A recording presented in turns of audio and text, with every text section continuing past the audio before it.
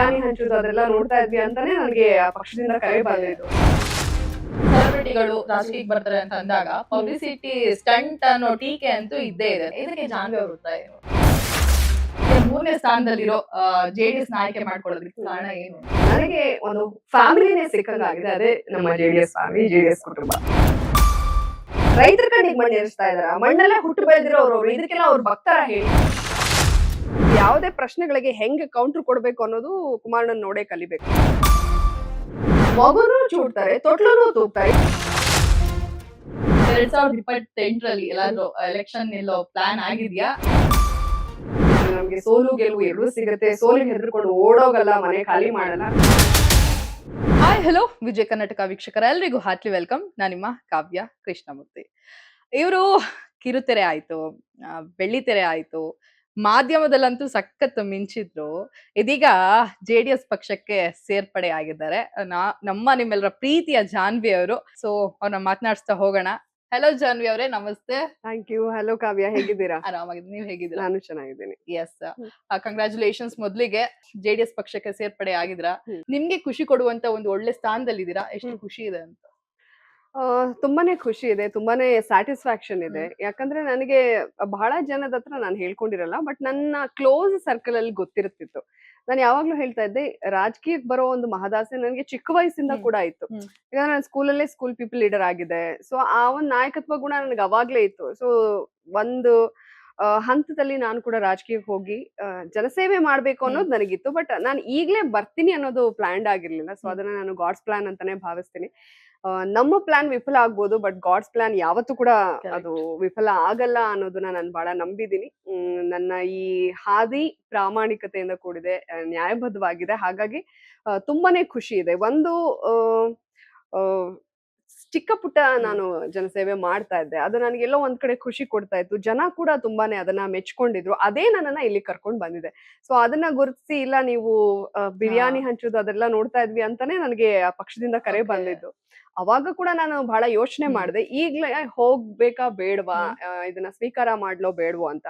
But ಎಲ್ಲೋ ಒಂದ್ ಕಡೆ ನಾನು ಇದನ್ನ ಗಾಡ್ಸ್ ಪ್ಲಾನ್ ಅಂತ ನಂಬಿದ್ದಿದ್ರಿಂದ, ಇಲ್ಲ ದೇವ್ರೇನೋ ಕರ್ಕೊಂಡು ಹೋಗ್ತಾ ಇದ್ರೆ ನೋಡೋಣ ಹೋಗೋಣ ಅಂತ ಹೋಗಿದ್ದು. ಬಟ್ ಅದು ಕುಮಾರಣ್ಣನವರ ನೇತೃತ್ವದಲ್ಲಿ, ಅವ್ರ ಸಮ್ಮುಖದಲ್ಲಿ ಸೇರ್ಪಡೆ ಆಗಿದ್ದು, ಅದು ಒಂದು ದೊಡ್ಡ ಸುದ್ದಿ ಆಯ್ತು. ಅದು ನನಗೆ ಬಹಳ ಪ್ಲಸ್ ಆಯ್ತು, ಬಹಳ ರೀಚ್ ಆಯ್ತು. ಅದಾದ್ಮೇಲೆ ಆ ಹಾದಿಯಲ್ಲೇ ನಡ್ಕೊಂಡು ಹೋಗ್ತಾ ಇದೀನಿ. ತುಂಬಾ ಸ್ಯಾಟಿಸ್ಫ್ಯಾಕ್ಷನ್ ಇದೆ, ಮಾಡೋದು ತುಂಬಾ ಇದೆ. ಇದು ಕೇವಲ ಒಂದು ಮೊದಲನೇ ಹೆಜ್ಜೆ ಅಷ್ಟೇ.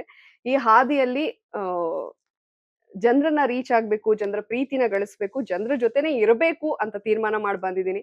ಇದ್ರಲ್ಲಿ ನಮಗೆ ಸೋಲು ಗೆಲುವು ಎರಡೂ ಸಿಗುತ್ತೆ. ಸೋಲಿಗೆ ಹೆದರ್ಕೊಂಡು ಓಡೋಗಲ್ಲ, ಮನೆ ಖಾಲಿ ಮಾಡಲ್ಲ. ಸೋತ್ರು ಜನದ ಜೊತೆ ಇರ್ತೀನಿ, ಗೆದ್ರು ಜನದ ಜೊತೆ ಇರ್ತೀನಿ. ಗೆದ್ರೆ ನನ್ಗೆ ಇನ್ನೊಂದಷ್ಟು ಕೆಲಸ ಮಾಡಕ್ ಅವಕಾಶ ಆಗುತ್ತೆ. So I am very much satisfied. Lovely. ಅಂದ್ರೆ ಈಗ ಅದೇ ನನ್ನ ಪ್ರಶ್ನೆ ಅದೇ ಇತ್ತು. ಆಬ್ವಿಯಸ್ಲಿ ಈಗ ರಾಜಕೀಯಕ್ಕೆ ಯಾವ ಪಕ್ಷ ಅದೆಲ್ಲವೂ ಕೂಡ ಆಬ್ವಿಯಸ್ಲಿ ಅದು ನಿಮ್ಮ ಚಾಯ್ಸ್.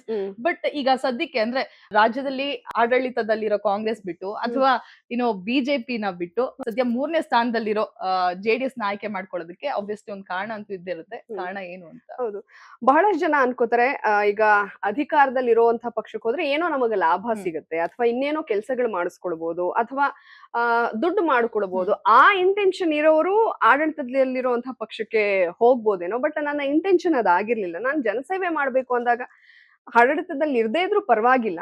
ಸೊ ಆ ಒಂದು ಸಿದ್ಧಾಂತ ಏನಿದೆ, ನಂಬ್ಕೊಂಡ್ ಬಂದಿರುವಂತಹ ಸಿದ್ಧಾಂತ, ಅಥವಾ ಅವ್ರು ಮಾಡಿರುವಂತಹ ಕೆಲ್ಸಗಳು ನನಗೆ ಬಹಳ ಖುಷಿ ಕೊಟ್ಟಿದೆ. ಯಾಕಂದ್ರೆ ರೈತರ ಪರವಾಗಿ ಅಪ್ಪಾಜಿ ಅವಾಗ್ಲಿಂದಲೂ ಕೂಡ ಹೋರಾಟ ಮಾಡ್ಕೊಂಡು ಬಂದಿದ್ದಾರೆ. ಈಗ ಈ ಇಳಿ ವಯಸ್ಸಿನಲ್ಲೂ ನೀವು ನೋಡಬಹುದು, ಮೊನ್ನೆ ರೈತರಿಗೆ ಅನ್ಯಾಯ ಆಗ್ತಾ ಇದೆ ಅಂತ ಬಂದಾಗ ಅವ್ರಿಗೆ ಓಡಾಡೋದಕ್ಕೂ ಕೂಡ ಕಷ್ಟ ಆದ್ರೂ, ಇಲ್ಲ ನಾನು ಗಾಂಧಿ ಪ್ರತಿಮೆ ಹತ್ರ ಧರಣಿ ಮಾಡ್ತೀನಿ ಅಂತ ಹೇಳ್ತಾರೆ. ಸೊ ಆ ಇಚ್ಛಾಶಕ್ತಿ, ಆ ಡೆಡಿಕೇಶನ್ ಬಹುಶಃ ನಮ್ಮ ದೇಶದಲ್ಲೇ ಯಾರಿಗಾದ್ರೂ ಒಬ್ರಿಗೆ ರಾಜಕಾರಣಿಗಿದ್ರೆ ಅದು ನಮ್ಮ ಅಪ್ಪಾಜಿ, ಸನ್ಮಾನ್ಯ ಮಾಜಿ ಪ್ರಧಾನಿಗಳಾದಂತಹ ದೇವೇಗೌಡರು. ಯಾಕಂದ್ರೆ ಅವರ 7 ದಶಕ, ಒಂದು 70 ವರ್ಷಗಳ ಮೇಲೆ ಅವರು ರಾಜಕೀಯ ಹಾದಿಯನ್ನ ಸವಿಸಿದ್ದಾರೆ, ಇನ್ನೂ ಸವಿಸ್ತಾ ಇದ್ದಾರೆ. ಅಲ್ಲಿ ಅವರ ಅಧಿಕಾರನ ಅನುಭವಿಸಿರೋದು ಕೇವಲ 7-7.5 ವರ್ಷ ಅಂತಂದ್ರೆ ನಿಜಕ್ಕೂ ಎಂಥವ್ರಿಗೂ ಕೂಡ ಆಶ್ಚರ್ಯ ಆಗತ್ತೆ.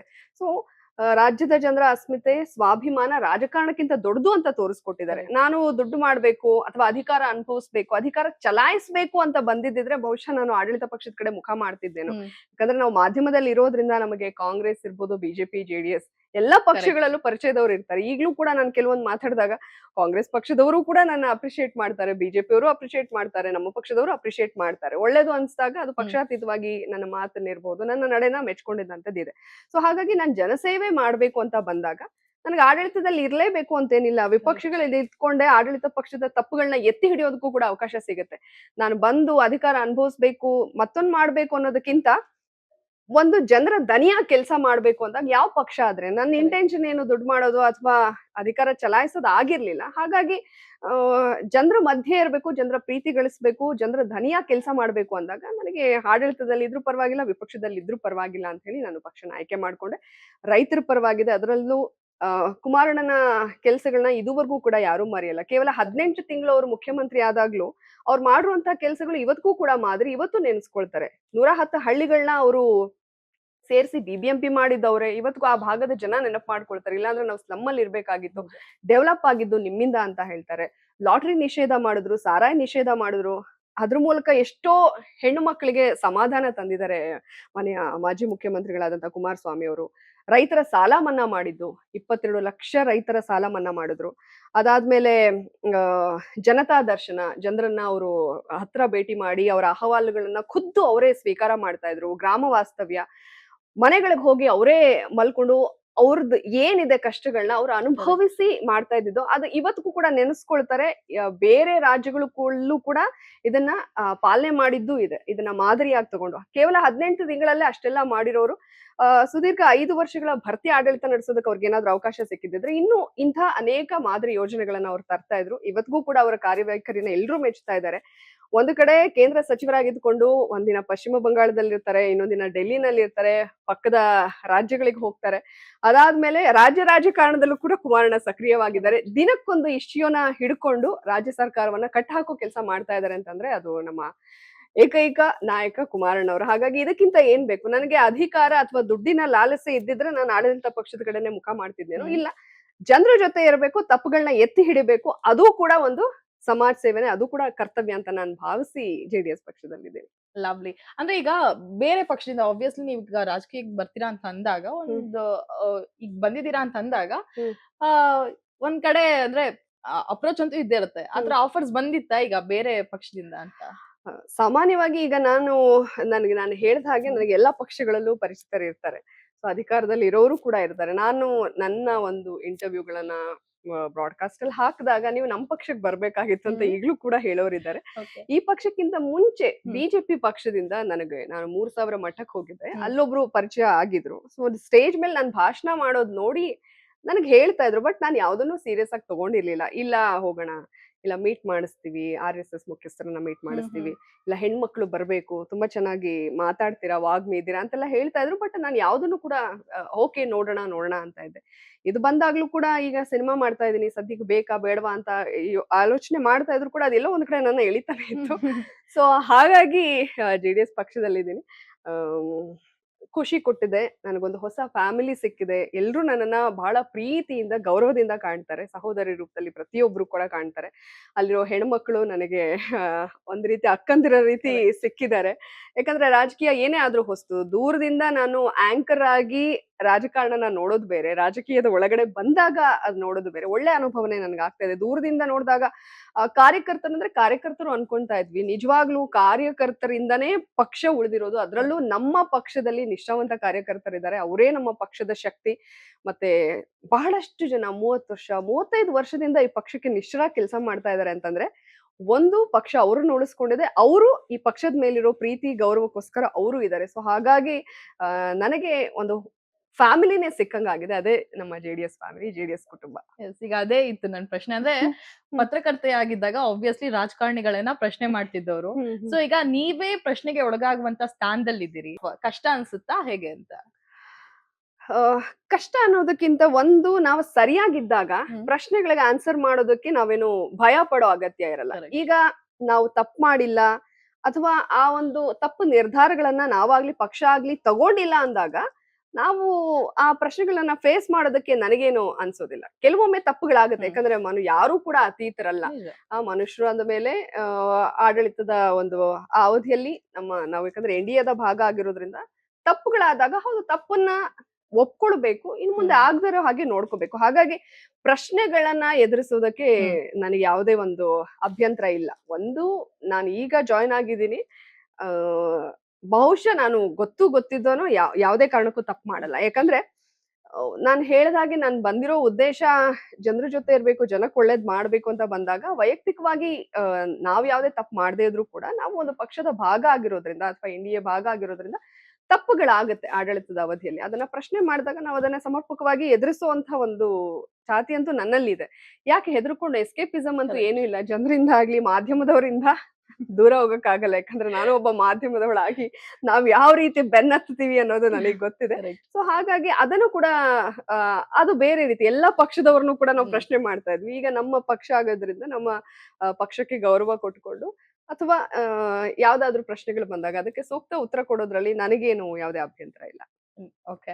ಈಗ ಇನ್ನು ಪತ್ರಕರ್ತೆಯಾಗಿದ್ದಾಗ ಯಾವ ರಾಜಕಾರಣಿಗಳ ಬಗ್ಗೆ ಇದ್ದ ಅಭಿಪ್ರಾಯ ಈಗ ನೀವು ಒಳಗ್ ಬಂದ್ಮೇಲೆ ಸಂಪೂರ್ಣವಾಗಿ ಬದಲಾಗಿದೆ? ನನಗೆ ಆ ಬದಲಾಗಿದೆ ಅನ್ನೋದಕ್ಕಿಂತ ನಾನು ದೂರದಿಂದ ನೋಡೋವಾಗ್ಲೂನು ಈಗ ಒಂದೇನಾದ್ರೂ ಆದಾಗ ಆ ಇಶ್ಯೂ ಬಗ್ಗೆ ನಾವು ಅವ್ರನ್ನ ಪ್ರಶ್ನೆ ಮಾಡ್ತೀವಿ. Correct. ಅದ್ರ ಹೊರತಾಗಿ ಅವ್ರ ಮೇಲೆ ವೈಯಕ್ತಿಕವಾಗಿ ಒಂದು ಅಭಿಪ್ರಾಯ ಇದ್ದೇ ಇರುತ್ತೆ. ತಪ್ಪುಗಳಾದಾಗ ಕೇಳ್ತೀವಿ, ಬಟ್ ವೈಯಕ್ತಿಕವಾಗಿ ಎಲ್ರ ಮೇಲೂ ಕೂಡ ಒಂದು ಅಭಿಪ್ರಾಯ ಇತ್ತು. ಅದು ಬದಲಾಗಿದೆ ಅನ್ನೋದಕ್ಕಿಂತ ಹೆಚ್ಚಾಗಿ ಹತ್ತಿರದಿಂದ ನೋಡೋದಕ್ಕೆ ಸಿಗುತ್ತೆ. ಈಗ ಕುಮಾರಣ್ಣ ಅವರು, ನಾನ್ ಹೇಳ್ದೆ, ಮುಖ್ಯಮಂತ್ರಿಯಾಗಿ ಅವ್ರನ್ನ ನೋಡಿದ್ವಿ, ಅವ್ರು ಮಾಡಿರೋ ಕೆಲಸಗಳನ್ನ ಶ್ಲಾಘಿಸಿದ್ವಿ, ತಪ್ಪುಗಳಾದಾಗ ಪ್ರಶ್ನೆಗಳನ್ನ ಮಾಡಿದೀವಿ ಮಾಧ್ಯಮದ ಅಂಗವಾಗಿ. ಬಟ್ ಹತ್ತಿರದಿಂದ ನೋಡಿದಾಗ ಅವ್ರನ್ನ ಹೆಂಗರುಳು ಆತರ ಎಲ್ಲ ಹೇಳ್ತಾ ಇದ್ರು. ಬಟ್ ನಾವು ಪಕ್ಷದ ಮೀಟಿಂಗ್ ಗಳಲ್ಲಿ ಅವ್ರನ್ನ ಬಹಳ ಹತ್ತಿರದಿಂದ ನೋಡಕ್ ಸಿಗುತ್ತೆ. ಅವರಲ್ಲಿ ಎಷ್ಟು ಪೇಶನ್ಸ್ ಇದೆ ಅನ್ನೋದು ಆ ಮೀಟಿಂಗ್ ಗಳಿಂದ ನನಗೆ ಗೊತ್ತಾಯ್ತು. ಮತ್ತೆ ಅವ್ರು ಎಲ್ರನ್ನು ಎಷ್ಟು ಸಮಾನವಾಗಿ ಕಾಣ್ತಾರೆ ಅಂದ್ರೆ ಅವ್ರು ಯಾವುದೇ ಪ್ರಶ್ನೆಗಳಿಗೆ ಹೆಂಗೆ ಕೌಂಟರ್ ಕೊಡ್ಬೇಕು ಅನ್ನೋದು ಕುಮಾರಣ್ಣನ್ ನೋಡೇ ಕಲಿಬೇಕು. ಅದಕ್ಕೆಲ್ಲ ಅವ್ರಿಗೆ ಏನು ಹೆದ್ರಲ್ಲ. Correct. ಬಟ್ ಪಕ್ಷ ಅಂತ ಬಂದಾಗ ಕಾರ್ಯಕರ್ತರು ಇರ್ತಾರೆ, ಲೀಡರ್ಗಳು ಇರ್ತಾರೆ, ಅಥವಾ ಅಲ್ಲಿ ಒಬ್ರು ಕಾಫಿ ಕೊಡೋರು ಇರ್ತಾರೆ. ಎಲ್ರನ್ನು ಅವ್ರು ಎಷ್ಟು ಸಮಾನವಾಗಿ ಕಾಣ್ತಾರೆ ಅನ್ನೋದು ನಾನು ಅಲ್ಲಿ ಹತ್ರದಿಂದ ನೋಡಿದೆ. ಅಂದ್ರೆ ನಾಯಕರುಗಳ ಬಗ್ಗೆ ನಮ್ಗೆ ಏನೋ ಒಂದು ಅಭಿಪ್ರಾಯ ಇರುತ್ತೆ. ಇನ್ನು ಯಾಕಂದ್ರೆ ಅದು ಅವ್ರ ಬಾಡಿ ಲ್ಯಾಂಗ್ವೇಜ್ ಇಂದಾನೆ ಅವ್ರು ನಮ್ಗೆ ಆ ಅಭಿಪ್ರಾಯನ ಮೂಡ್ಸಿರ್ತಾರೆ. ನಾನು ಕುಮಾರಣ್ಣನ್ ಬಗ್ಗೆ ಹೇಳ್ತಾ ಇಲ್ಲ, ಬೇರೆ ಬೇರೆ ರಾಜಕಾರಣಿಗಳು ಫೋಟೋ ತಗೊಳಕ್ ಹೋದಾಗ ಅವ್ರನ್ನ ಮೊಬೈಲ್ನ ಎಸಿಯೋದು, ಒಂಥರ ಅವ್ರ ಬಾಡಿ ಲ್ಯಾಂಗ್ವೇಜ್ ಬೈಯೋದು ಅದೆಲ್ಲ ಮಾಡಿದಾಗ ಅವ್ರ ಮೇಲೆ ಒಂದು ಅಭಿಪ್ರಾಯ ನಮಗೆ ಮೂಡಿರುತ್ತೆ. ಬಟ್ ಕುಮಾರಣ್ಣನ್ ಬಗ್ಗೆ ಅವ್ರ ಹೆಂಗರುಳು ಹಾಗೆ ಹೇಳ್ತಾ ಇದ್ರು. ಬಟ್ ಹತ್ರದಿಂದ ಅವ್ರನ್ನ ಭೇಟಿಯಾಗೋ ಅವಕಾಶ ಸಿಕ್ಕಿರ್ಲಿಲ್ಲ. ಜಾಗ್ವಾರ್ ಸಂದರ್ಭದಲ್ಲಿ ನಾನು ಅವ್ರನ್ನ ಇಂಟರ್ವ್ಯೂ ಮಾಡಿದೀನಿ. ಬಹುಶಃ ಅವ್ರಿಗೆ ಅದು ಮರ್ತೋಗಿದೆ. ನಿಖಿಲ್ ಅಣ್ಣ ಅವ್ರಿಗೆ ಅದು ಜ್ಞಾಪಕ ಇರುತ್ತೆ. ಜಾಗ್ವಾರ್ ಸಂದರ್ಭದಲ್ಲಿ ಇಬ್ರನ್ನ ಕೂಡ ಇಂಟರ್ವ್ಯೂ ಮಾಡಿದೆ, ಅದು 10 ವರ್ಷದ ಹಿಂದೆ. ಅದಾದ್ಮೇಲೆ ಪಕ್ಷದ ಕಚೇರಿಯಲ್ಲಿ ನೋಡುವಾಗ ಅವರು ಒಬ್ಬ ಕಾಫಿ ಕೊಡೋರಿಂದ ಹಿಡಿದು ಎಲ್ರನ್ನೂ ಸಮಾನವಾಗಿ ಕಾಣ್ತಾರೆ. ಮತ್ತೆ ಈ ಮೀಟಿಂಗ್ ಗಳಾದಾಗ ಅಲ್ಲಿ ಪಾಪ ಬಂದ್ರು ಕುಮಾರಣ್ಣ ಮೀಟಿಂಗ್ ಬಂದ್ಬಿಡ್ತಾರೆ ಅಂದ್ರೆ ಎಲ್ರೂನು ಪಾಪ ಅವ್ರನ್ನ ನೋಡೋದಕ್ಕೋಸ್ಕರ ಬಂದಿರ್ತಾರೆ ಅಥವಾ ಅಹವಾಲನ್ನು ಕೊಡಕ್ ಬಂದಿರ್ತಾರೆ. ಸೊ ಅಲ್ಲಿ ನಿಂತ್ಕೊಂಡು ನೋಡ್ತಾ ಇರ್ತಾರೆ. ಕೆಲವರು ಅದಕ್ಕೂ ಕೂಡ ಇರಿಟೇಟ್ ಮಾಡ್ಕೊಂತಾರೆ. ಅದ್ ಹಾಕು ಕಟನ್, ಹಂಗೆಲ್ಲ ಮಾಡಲ್ಲ. ಅವ್ರು ಇಲ್ಲಿಂದ ಗಮನಿಸ್ತಾರೆ, ಪಾಪ ಹೆಣ್ಮಗಳು ಒಂದ್ ಯಾವ್ದೋ ಪುಲಕೇಶಿ ನಗರ ಅನ್ಕೊಳ್ಳಿ, ಪುಲಕೇಶಿ ನಗರದ ಹೆಣ್ಮಗಳು ಪಾಪ ಅಲ್ಲಿ ಬಂದ್ ನಿಂತಾರೆ, ಕರೀರಿ ಒಳಗಡೆ ಬಿಡಿ ಅಂತ. ಅಂದ್ರೆ ಅಷ್ಟು ಅಬ್ಸರ್ವ್ ಮಾಡ್ತಾರೆ. ಅದನ್ನೆಲ್ಲ ನೋಡಿದಾಗ, ಸೊ ಹತ್ರದಿಂದ ನೋಡಿದಾಗ ತುಂಬಾ ಅಂದ್ರೆ ತುಂಬಾ ಡೌನ್ ಟು ಅರ್ತ್, ಜನಗಳಿಗೆ ಬಹಳ ಈಸಿಯಾಗಿ ನಿಲ್ಕೊಂತ ನಾಯಕ ಯಾರಾದ್ರೂ ಇದ್ರೆ ಅದು ಕುಮಾರಣ್ಣ ಅವರು. ಓಕೆ. ಇನ್ನು ಸಾಮಾನ್ಯವಾಗಿ ಸೆಲೆಬ್ರಿಟಿಗಳು ರಾಜಕೀಯಕ್ಕೆ ಬರ್ತಾರೆ ಅಂತ ಅಂದಾಗ ಪಬ್ಲಿಸಿಟಿ ಸ್ಟಂಟ್ ಅನ್ನೋ ಟೀಕೆ ಅಂತೂ ಇದ್ದೇ ಇದೆ, ಅದು ಸಾಮಾನ್ಯ. ಇದಕ್ಕೆ ಜಾನ್ವಿ ಅವ್ರ ಉತ್ತರ ಏನು? ಇಲ್ಲ, ಖಂಡಿತ ಇಲ್ಲ. ನಾನ್ ಏನೇ ಮಾಡಿದ್ರು ಕಾವ್ಯ ಅವ್ರೆ, ನೀವು ನೋಡ್ಬೋದು, ನಂದೇನಿದ್ರು ಸ್ವಲ್ಪ ನೇರಾನೆ. ನಂದು ಬಿಗ್ ಬಾಸ್ ಅಲ್ಲಿ ಇರ್ಬೋದು ಅಥವಾ ನನ್ನ ವಿಚಾರಗಳಲ್ಲಿ ಇರ್ಬೋದು, ನಾನ್ ವೆಜ್ ತಿನ್ನೋದ್ರಿಂದ ಹಿಡಿದು ನನ್ಗೆ ಸುಳ್ಳು ಹೇಳಕ್ ಆಗಲ್ಲ. ಯಾಕಂದ್ರೆ ಸುಳ್ಳಿಗೆ ಆಯಸ್ಸಿಲ್ಲ ಅನ್ನೋದು ನನಗೆ ಗೊತ್ತು. ಮತ್ತೆ ಅದ್ ನನ್ ಬಾಯಲ್ಲಿ ಬರೋದು ಇಲ್ಲ. ಏನಿದ್ರು ಇದ್ದಿದ್ದಂಗೆ ಹೇಳ್ಬಿಡ್ತೀನಿ. ಅದು ಕೆಲವ್ರಿಗೆ 99% ಗೆ ತುಂಬಾ ಇಷ್ಟ ಆಗುತ್ತೆ. ಏನೋ 1% ಅದನ್ನೇ ಚರ್ಚೆ ಮಾಡ್ತಿರ್ತಾರೆ. ಬಟ್ ನಾನ್ ಯಾಕಂದ್ರೆ ಇವತ್ತು ನಾನ್ ಸುಳ್ಳು ಹೇಳ್ಬಿಟ್ರೆ ಅದನ್ನ ನಾನ್ ಕ್ಯಾರಿ ಮಾಡ್ಬೇಕು, ಅವತ್ತು ಅಲ್ಲಿ ಹೇಳಿದೆ ಅಂತ. ಸೊ ನಾನ್ ಆ ಗೋಜಿಗೆ ಹೋಗೋದೇ ಇಲ್ಲ. ಸೊ ಪಬ್ಲಿಸಿಟಿ ಅದೆಲ್ಲದಕ್ಕಿಂತ ಹೆಚ್ಚಾಗಿ ಅದ್ ಏನೇ ಒಂದು ಅಭಿಪ್ರಾಯ ವ್ಯಕ್ತ ಆಗ್ಬೋದು, ಪರ ವಿರೋಧ, ಚರ್ಚೆ, ಟೀಕೆಗಳು, ಅದ್ರ ಆಚೆಗೆ ನನಗ್ ಯಾವ್ದು ಸರಿ ಅನ್ಸುತ್ತೋ ಅದನ್ನ ನಾನು ಮಾಡ್ಕೊಂಡ್ ಬಂದಿದ್ದೀನಿ ಇದುವರೆಗೂ ಕೂಡ. ನಾನು ಬಹಳಷ್ಟು ಸಂದರ್ಭಗಳಲ್ಲಿ ಹೇಳ್ತೀನಿ, ಆತ್ಮಸಾಕ್ಷಿಗೆ ನಾವು ಒಪ್ಪಿಸ್ಬೇಕು. ಮಲ್ಕೊಂಡಾಗ ನೈಟ್ ನಮಗ್ ನಿದ್ದೆ ಬರ್ಬೇಕಪ್ಪ, ಇವತ್ ಯಾರಿಗೂ ನಾನ್ ಹರ್ಟ್ ಮಾಡಿಲ್ಲ, ನನ್ಗೇನು ಯಾವ್ದೋ ಒಂದು ಹಾದಿಲ್ ಹೋಗ್ಬೇಕು ಅನ್ಕೊಂಡಿದೀನೋ ಆ ಹಾದಿಯಲ್ಲಿ ನಾನು ಪರಿಶ್ರಮ ಪಡ್ತಾ ಇದ್ದೇನೆ, ಅದ್ ರಿಸಲ್ಟ್ ಸಿಗುತ್ತೋ ಬಿಡುತ್ತೋ ಗೊತ್ತಿಲ್ಲ. ಆ ಒಂದ್ ಸ್ಯಾಟಿಸ್ಫ್ಯಾಕ್ಷನ್ ನನ್ಗಿರ್ಬೇಕು. ಹಾಗಾಗಿ ಯಾವ್ದನ್ನು ಕೂಡ ಮಾಡಿದ್ರು ಗಮನ ಸೆಳೆಯೋ ಹಾಗೆ ಮಾಡ್ಬೇಕು. ಯಾಕಂದ್ರೆ ಈಗ ಈಗಿನ ಒಂದು ಜನರೇಷನ್ ಅವರಾಗಿ, ನಾವ್ ಜೆನ್ಸಿ ಅಲ್ಲ ಅಂದ್ರೂ ಮಧ್ಯದಲ್ಲಿ ಇದ್ರು ಅಟ್ಲೀಸ್ಟ್ ನಮಗೆ ಜೆನ್ಸಿಗಳ ಮೆಂಟಾಲಿಟಿನೂ ಗೊತ್ತು, ನಮ್ಮ ಓಲ್ಡ್ ಸ್ಕೂಲ್ ಅವರ ಮೆಂಟಾಲಿಟಿನೂ ಗೊತ್ತು. ನನಗೇನೋ ಓಲ್ಡ್ ಸ್ಕೂಲ್ ಮೆಂಟಾಲಿಟಿನೇ ನನಗೆ ಇಷ್ಟ ಆಗೋದು. ಬಟ್ ಅವಾಗ ಒಂದು ಮಾಧ್ಯಮದಲ್ಲೂ ಕೂಡ ನಾನು ಕೆಲಸ ಮಾಡಿದವಳಾಗಿ ಏನು ಮಾಡಿದ್ರೆ ನಾವು ಗಮನ ಸೆಳಿಬಹುದು, ಅದು ಸುದ್ದಿ ಆಗುತ್ತೆ. ಆ ಸುದ್ದಿಯಿಂದ ನಾವು ಈಗ ಸದ್ಯಕ್ಕೆ ರೈತರು ಅಂತ ಬಂದಾಗ ರೈತರಿಗೆ ಅನುಕೂಲ ಆಗತ್ತೆ, ಅದನ್ನ ನಾನು ಮಾಡ್ತೀನಿ ವಿನಃ ಯಾವುದೇ ಒಂದು ಪಬ್ಲಿಸಿಟಿ ಅಲ್ಲ. ನಾನು ಪಬ್ಲಿಕ್ ಜೊತೆ ಇರ್ಬೇಕು, ಜನರ ಜೊತೆ ಇರ್ಬೇಕು ಅಂತ ಬಂದಿದ್ದೀನಿ ಹೊರತು ಅದ್ ಯಾವುದೇ ಒಂದು ಪಬ್ಲಿಸಿಟಿ ಸ್ಟಂಟ್ ಅಲ್ಲ. ಬಟ್ ಬೇರೆಯವ್ರ ಬಗ್ಗೆ ನನಗ್ ಗೊತ್ತಿಲ್ಲ. ಬಟ್ ನನಗಂತೂ ತುಂಬಾ ಜನಕ್ಕೆ ಸಹಾಯ ಹಳೆ ಇಂಟರ್ವ್ಯೂಗಳಲ್ಲಿ ನಾನು ಹೇಳಿದ್ದೀನಿ, ಅದು ಬಹುಶಃ ಯಾರು ಅಷ್ಟು ಅಬ್ಸರ್ವ್ ಮಾಡಿರಲ್ಲ. ಬೇರೆ ಚಾನೆಲ್ ನ ಒಂದು ಇಂಟರ್ವ್ಯೂ ನಲ್ಲಿ ಹೇಳಿದ್ದೀನಿ, ನನ್ನ ಕೈಲಾಗಿದ್ದಷ್ಟು ತುಂಬಾ ಸಹಾಯ ಮಾಡ್ಬೇಕು. ಯಾಕಂದ್ರೆ ನಾವು ಯಾಕೆ ಹುಟ್ಟಿರ್ತೀವಿ ಏನೋ ಅದಕ್ಕೊಂದು ರೀಸನ್ ಇರುತ್ತೆ. ಅದು ಕಂಪ್ಲೀಟ್ ಆಗಿ ನಾವು ಫುಲ್ಫಿಲ್ ಮಾಡ್ತೀವೋ ಇಲ್ವೋ ಅದು ಗೊತ್ತಿಲ್ಲ. ಬಟ್ ಆ ಹಾದಿಯಲ್ಲಿ ನಾವ್ ಏನೋ ಒಂದಷ್ಟು ಪ್ರಯತ್ನ ಪಟ್ಟಿದೀವಿ ಅನ್ನೋ ಸ್ಯಾಟಿಸ್ಫ್ಯಾಕ್ಷನ್ ಇರ್ಬೇಕು. ಹಾಗಾಗಿ ಇದು ಕಂಪ್ಲೀಟ್ ನಾನು ಅವ್ರ ಜೊತೆಗೆ ಇರ್ಬೇಕು ಅಂತ ತೀರ್ಮಾನ ಮಾಡ್ಕೊಂಡು ಬಂದಿದ್ದೀನಿ. ಆ ಹಾದಿಯಲ್ಲಿ ನನಗೇನ್ ಸರಿ ಅನ್ಸುತ್ತೋ, ಓಕೆ ಹಿಂಗ್ ಮಾಡಿದ್ರೇನೆ ನಾವು ಮಾಧ್ಯಮದಲ್ಲೋ ಅಥವಾ ಜನರಿಗೆ ಅದು ರೀಚ್ ಆಗ್ಬೇಕು, ಅದ್ರಲ್ಲೂ ರಾಜಕಾರಣಿಗಳಿಗೆ, ಈ ರಾಜ್ಯ ಸರ್ಕಾರಕ್ಕೆ ರೀಚ್ ಆಗುತ್ತೆ ಅನ್ನೋವಾಗ ಅದ್ರ ಬಗ್ಗೆ ಸ್ವಲ್ಪ ನಾಲೆಡ್ಜ್ ಇರೋದ್ರಿಂದ ನಾನು ಆ ರೀತಿ ಅದನ್ನ ಮಾಡ್ತೀನಿ ಹೊರತು ಅದು ಯಾವುದೇ ಪಬ್ಲಿಸಿಟಿ ಸ್ಟಂಟ್ ಅಲ್ಲ, ಜನರ ಜೊತೆಗೆ ಇರ್ಬೇಕು ಅಂತ. 2028ರಲ್ಲಿ ಎಲ್ಲಾದ್ರೂ ಎಲೆಕ್ಷನ್ ನಿಲ್ಲೋ ಪ್ಲಾನ್ ಆಗಿದ್ಯಾ, ಅಥವಾ ಇನ್ನು ಪಕ್ಷ ಸೇರ್ಪಡೆ ಆಗ್ಬೇಕಾದ್ರೆ ಟಿಕೆಟ್ ಬಗ್ಗೆ ಏನಾದ್ರೂ ಮಾತುಕತೆ ಆಗಿದ್ಯಾ, ಹೇಗೆ? ಇಲ್ಲ, ಆಕ್ಚುಲಿ ಗೊತ್ತಿಲ್ಲ ನನಗೆ 2028ರದು. ಈಗ ಒಂದ್ ವೇಳೆ GB ಅದೇನಾದ್ರೂ ಎಲೆಕ್ಷನ್ ಆದ್ರೆ ಖಂಡಿತ ನಾನು ಆಕಾಂಕ್ಷಿ ಇದ್ದೀನಿ. ಅದು ಫಸ್ಟ್ ಅಪ್ರೋಚ್ ಆದಾಗ ಇಲ್ಲಿ ಕೆಲವು ಸ್ಥಳೀಯ ನಾಯಕರು ನನಗೆ ಅದನ್ನ ತಲೆಗೆ ತುಂಬಿದ್ರು, ಹೇಳಿದ್ರು. ಬಟ್ ಅವಾಗ್ಲೂ ಕೂಡ ನಾನು ಯಾವುದೇ ನಿರ್ಧಾರಕ್ಕೆ ಬಂದಿರ್ಲಿಲ್ಲ. ಬಟ್ ಅನ್ಸುತ್ತೆ ಹೌದು, ಸ್ಟೆಪ್ ಬೈ ಸ್ಟೆಪ್ಪೇ ಹೋಗೋಣ. ನಮಗೂ ಇದು ಹೊಸದು. ಒಂದ್ ವೇಳೆ ಈಗ GBAದು ಅನೌನ್ಸ್ ಆದ್ರೆ ಖಂಡಿತ ನಾನು ಆಕಾಂಕ್ಷಿ ಇದ್ದೀನಿ. ಅದ್ರ ಬಗ್ಗೆ ನಾನು ಕೂಡ ವರಿಷ್ಠರ ಗಮನಕ್ಕೂ ತಂದಿದ್ದೀನಿ. ಅವ್ರು ಏನ್ ತೀರ್ಮಾನ ಮಾಡ್ತಾರೋ ಅದಕ್ಕೆ ನಾನು ಬದ್ಧವಾಗಿದ್ದೀನಿ. ಒಂದ್ ವೇಳೆ ಈಗ GBAದಲ್ಲಿ ನಾನು ಸ್ಪರ್ಧೆ ಮಾಡಿದ್ರೆ ಅದು ನಮಗೊಂದು ಯಾವ ರೀತಿ ಆಡಳಿತ ಮಾಡ್ಬೇಕು ಅನ್ನೋದೊಂದು ಅನುಭವ ಸಿಗುತ್ತೆ. ಅದಾದ್ಮೇಲೆ ನಾನು ಮುಂದಕ್ಕೆ ಹೋಗೋಣ ಅನ್ಕೊಂಡಿದ್ದೀನಿ. ಒಂದೇ ಸಲ ಆ ದೊಡ್ಡ ನಿರ್ಧಾರ ಅಥವಾ ಜವಾಬ್ದಾರಿಗಿಂತ ಅದ್ರ ಒಳಗಡೆ ಹೋಗಿ ಪಳಗಿ ಏನಿದೆ ಅನ್ನೋದನ್ನ ಅರ್ಥ ಮಾಡ್ಕೊಳ್ಳೋಣ. ನನಗೇನೋ ಒಂದೇ ಸಲ ದೊಡ್ಡ ಲೀಡರ್ ಆಗ್ಬಿಡ್ಬೇಕು ಹಾಗೆ ಹೀಗೆ ಏನಿಲ್ಲ. ಜನರ ಜೊತೆ ಸ್ಥಳೀಯವಾಗಿ ಒಂದ್ ಸ್ವಲ್ಪ ಕೆಲ್ಸಗಳನ್ನ ಮಾಡಿ ಅದ್ರ ಆಳ ಆಗಲನ್ನ ಅರ್ಥ ಮಾಡ್ಕೊಂಡು ಹೋಗೋಣ ಅಂತಿದ್ದೀನಿ. ಹಾಗಾಗಿ GBA ಎಲೆಕ್ಷನ್ಗೆ ನಾನು ಆಕಾಂಕ್ಷಿ ಅಂತ ಇದ್ದೀನಿ. ಬಟ್ ವರಿಷ್ಠರು ಏನ್ ತೀರ್ಮಾನ ತಗೊಳ್ತಾರೋ ಅದಕ್ಕೆ ಬದ್ಧವಾಗಿದೆ. ಡೆಫಿನೆಟ್ಲಿ. ನೀವು ಪಕ್ಷಕ್ಕೆ ಸೇರ್ಪಡೆಯಾದಾಗ ದುಡ್ಡಿಸ್ಕೊಂಡ್ ಮತ ಹಾಕೋರಿಗೆ ಬುದ್ಧಿಮಾತನ್ನ ಹೇಳಿದ್ರಿ. ಸ್ವತಃ JDS ಜೊತೆಗೆ ಈಗ ಕಾಂಗ್ರೆಸ್ ಬಿಜೆಪಿ ಅಂತ ಬಂದ್ರು ಕೂಡ ಅದೊಂದು ಆರೋಪ ಇದ್ದೇ ಇದೆ, ಹಣಕ್ಕಾಗಿ ಅದೆಲ್ವೂ ಕೂಡ. ಸೊ ಈಗ ನೀವೇ ಬುದ್ಧಿಮಾತನ್ನ ಹೇಳಿದ್ರಿ, ನೀವ್ ಒಳಗ್ ಬಂದ ನಂತರ ಆ ವ್ಯವಸ್ಥೆ ಬಗ್ಗೆ ನೀವ್ ಏನ್ ಹೇಳ್ತೀರಾ ಅಂತ? ಖಂಡಿತ ನೀವ್ ಹೇಳಿದ ಹಾಗೆ ಅದು ನಮ್ಮ ಆಕಾಂಕ್ಷೆ ಇರ್ಬೋದು, ಇದಿಲ್ದೆ ಆಗ್ಬೇಕು ಅನ್ನೋದು. ಬಟ್ ಈಗ್ಲೇ ಆಗತ್ತಾ ಅದು ಖಂಡಿತ ಕ್ವೆಶನ್ ಮಾರ್ಕ್ ಇದೆ. ಯಾಕಂದ್ರೆ ನೀವ್ ಹೇಳ್ದಾಗೆ ವ್ಯವಸ್ಥೆ ಸರಿ ಆಗ್ಬೇಕು. ಆ ವ್ಯವಸ್ಥೆ ಸರಿಯಾಗೋದಕ್ಕೆ ನನಗನ್ಸೋ ಮಟ್ಟಿಗೆ ಇನ್ನೊಂದಷ್ಟು ವರ್ಷಗಳು ಹಿಡಿಯುತ್ತೆ. ಒಂದ್ 2 ದಶಕಗಳಾದ್ರೂ ಬೇಕು ಕಂಪ್ಲೀಟ್ ಚೇಂಜ್ ಆಗೋದಕ್ಕೆ ಅಂತ. ಯಾಕಂದ್ರೆ ಈಗ ನೀವು ನೇಪಾಳದಲ್ಲಿ ಆಗಿದ್ದಂಥದ್ದನ್ನ ನೀವು ಗಮನಿಸಬಹುದು. ಜನ್ಸಿಗಳೆಲ್ಲ ಆಡಳಿತ ನಡೆಸ್ತಾ ಇದಾರೆ, ಏನೋ ಸೋಷಿಯಲ್ ಮೀಡಿಯಾ ಬ್ಯಾನ್ ಮಾಡಿದ್ರು ಅಂತ ಹೇಳಿ ಎಲ್ಲಾ ಬೀದಿಗಿಳಿದು ಹೋರಾಟ ಮಾಡಿದ್ರು.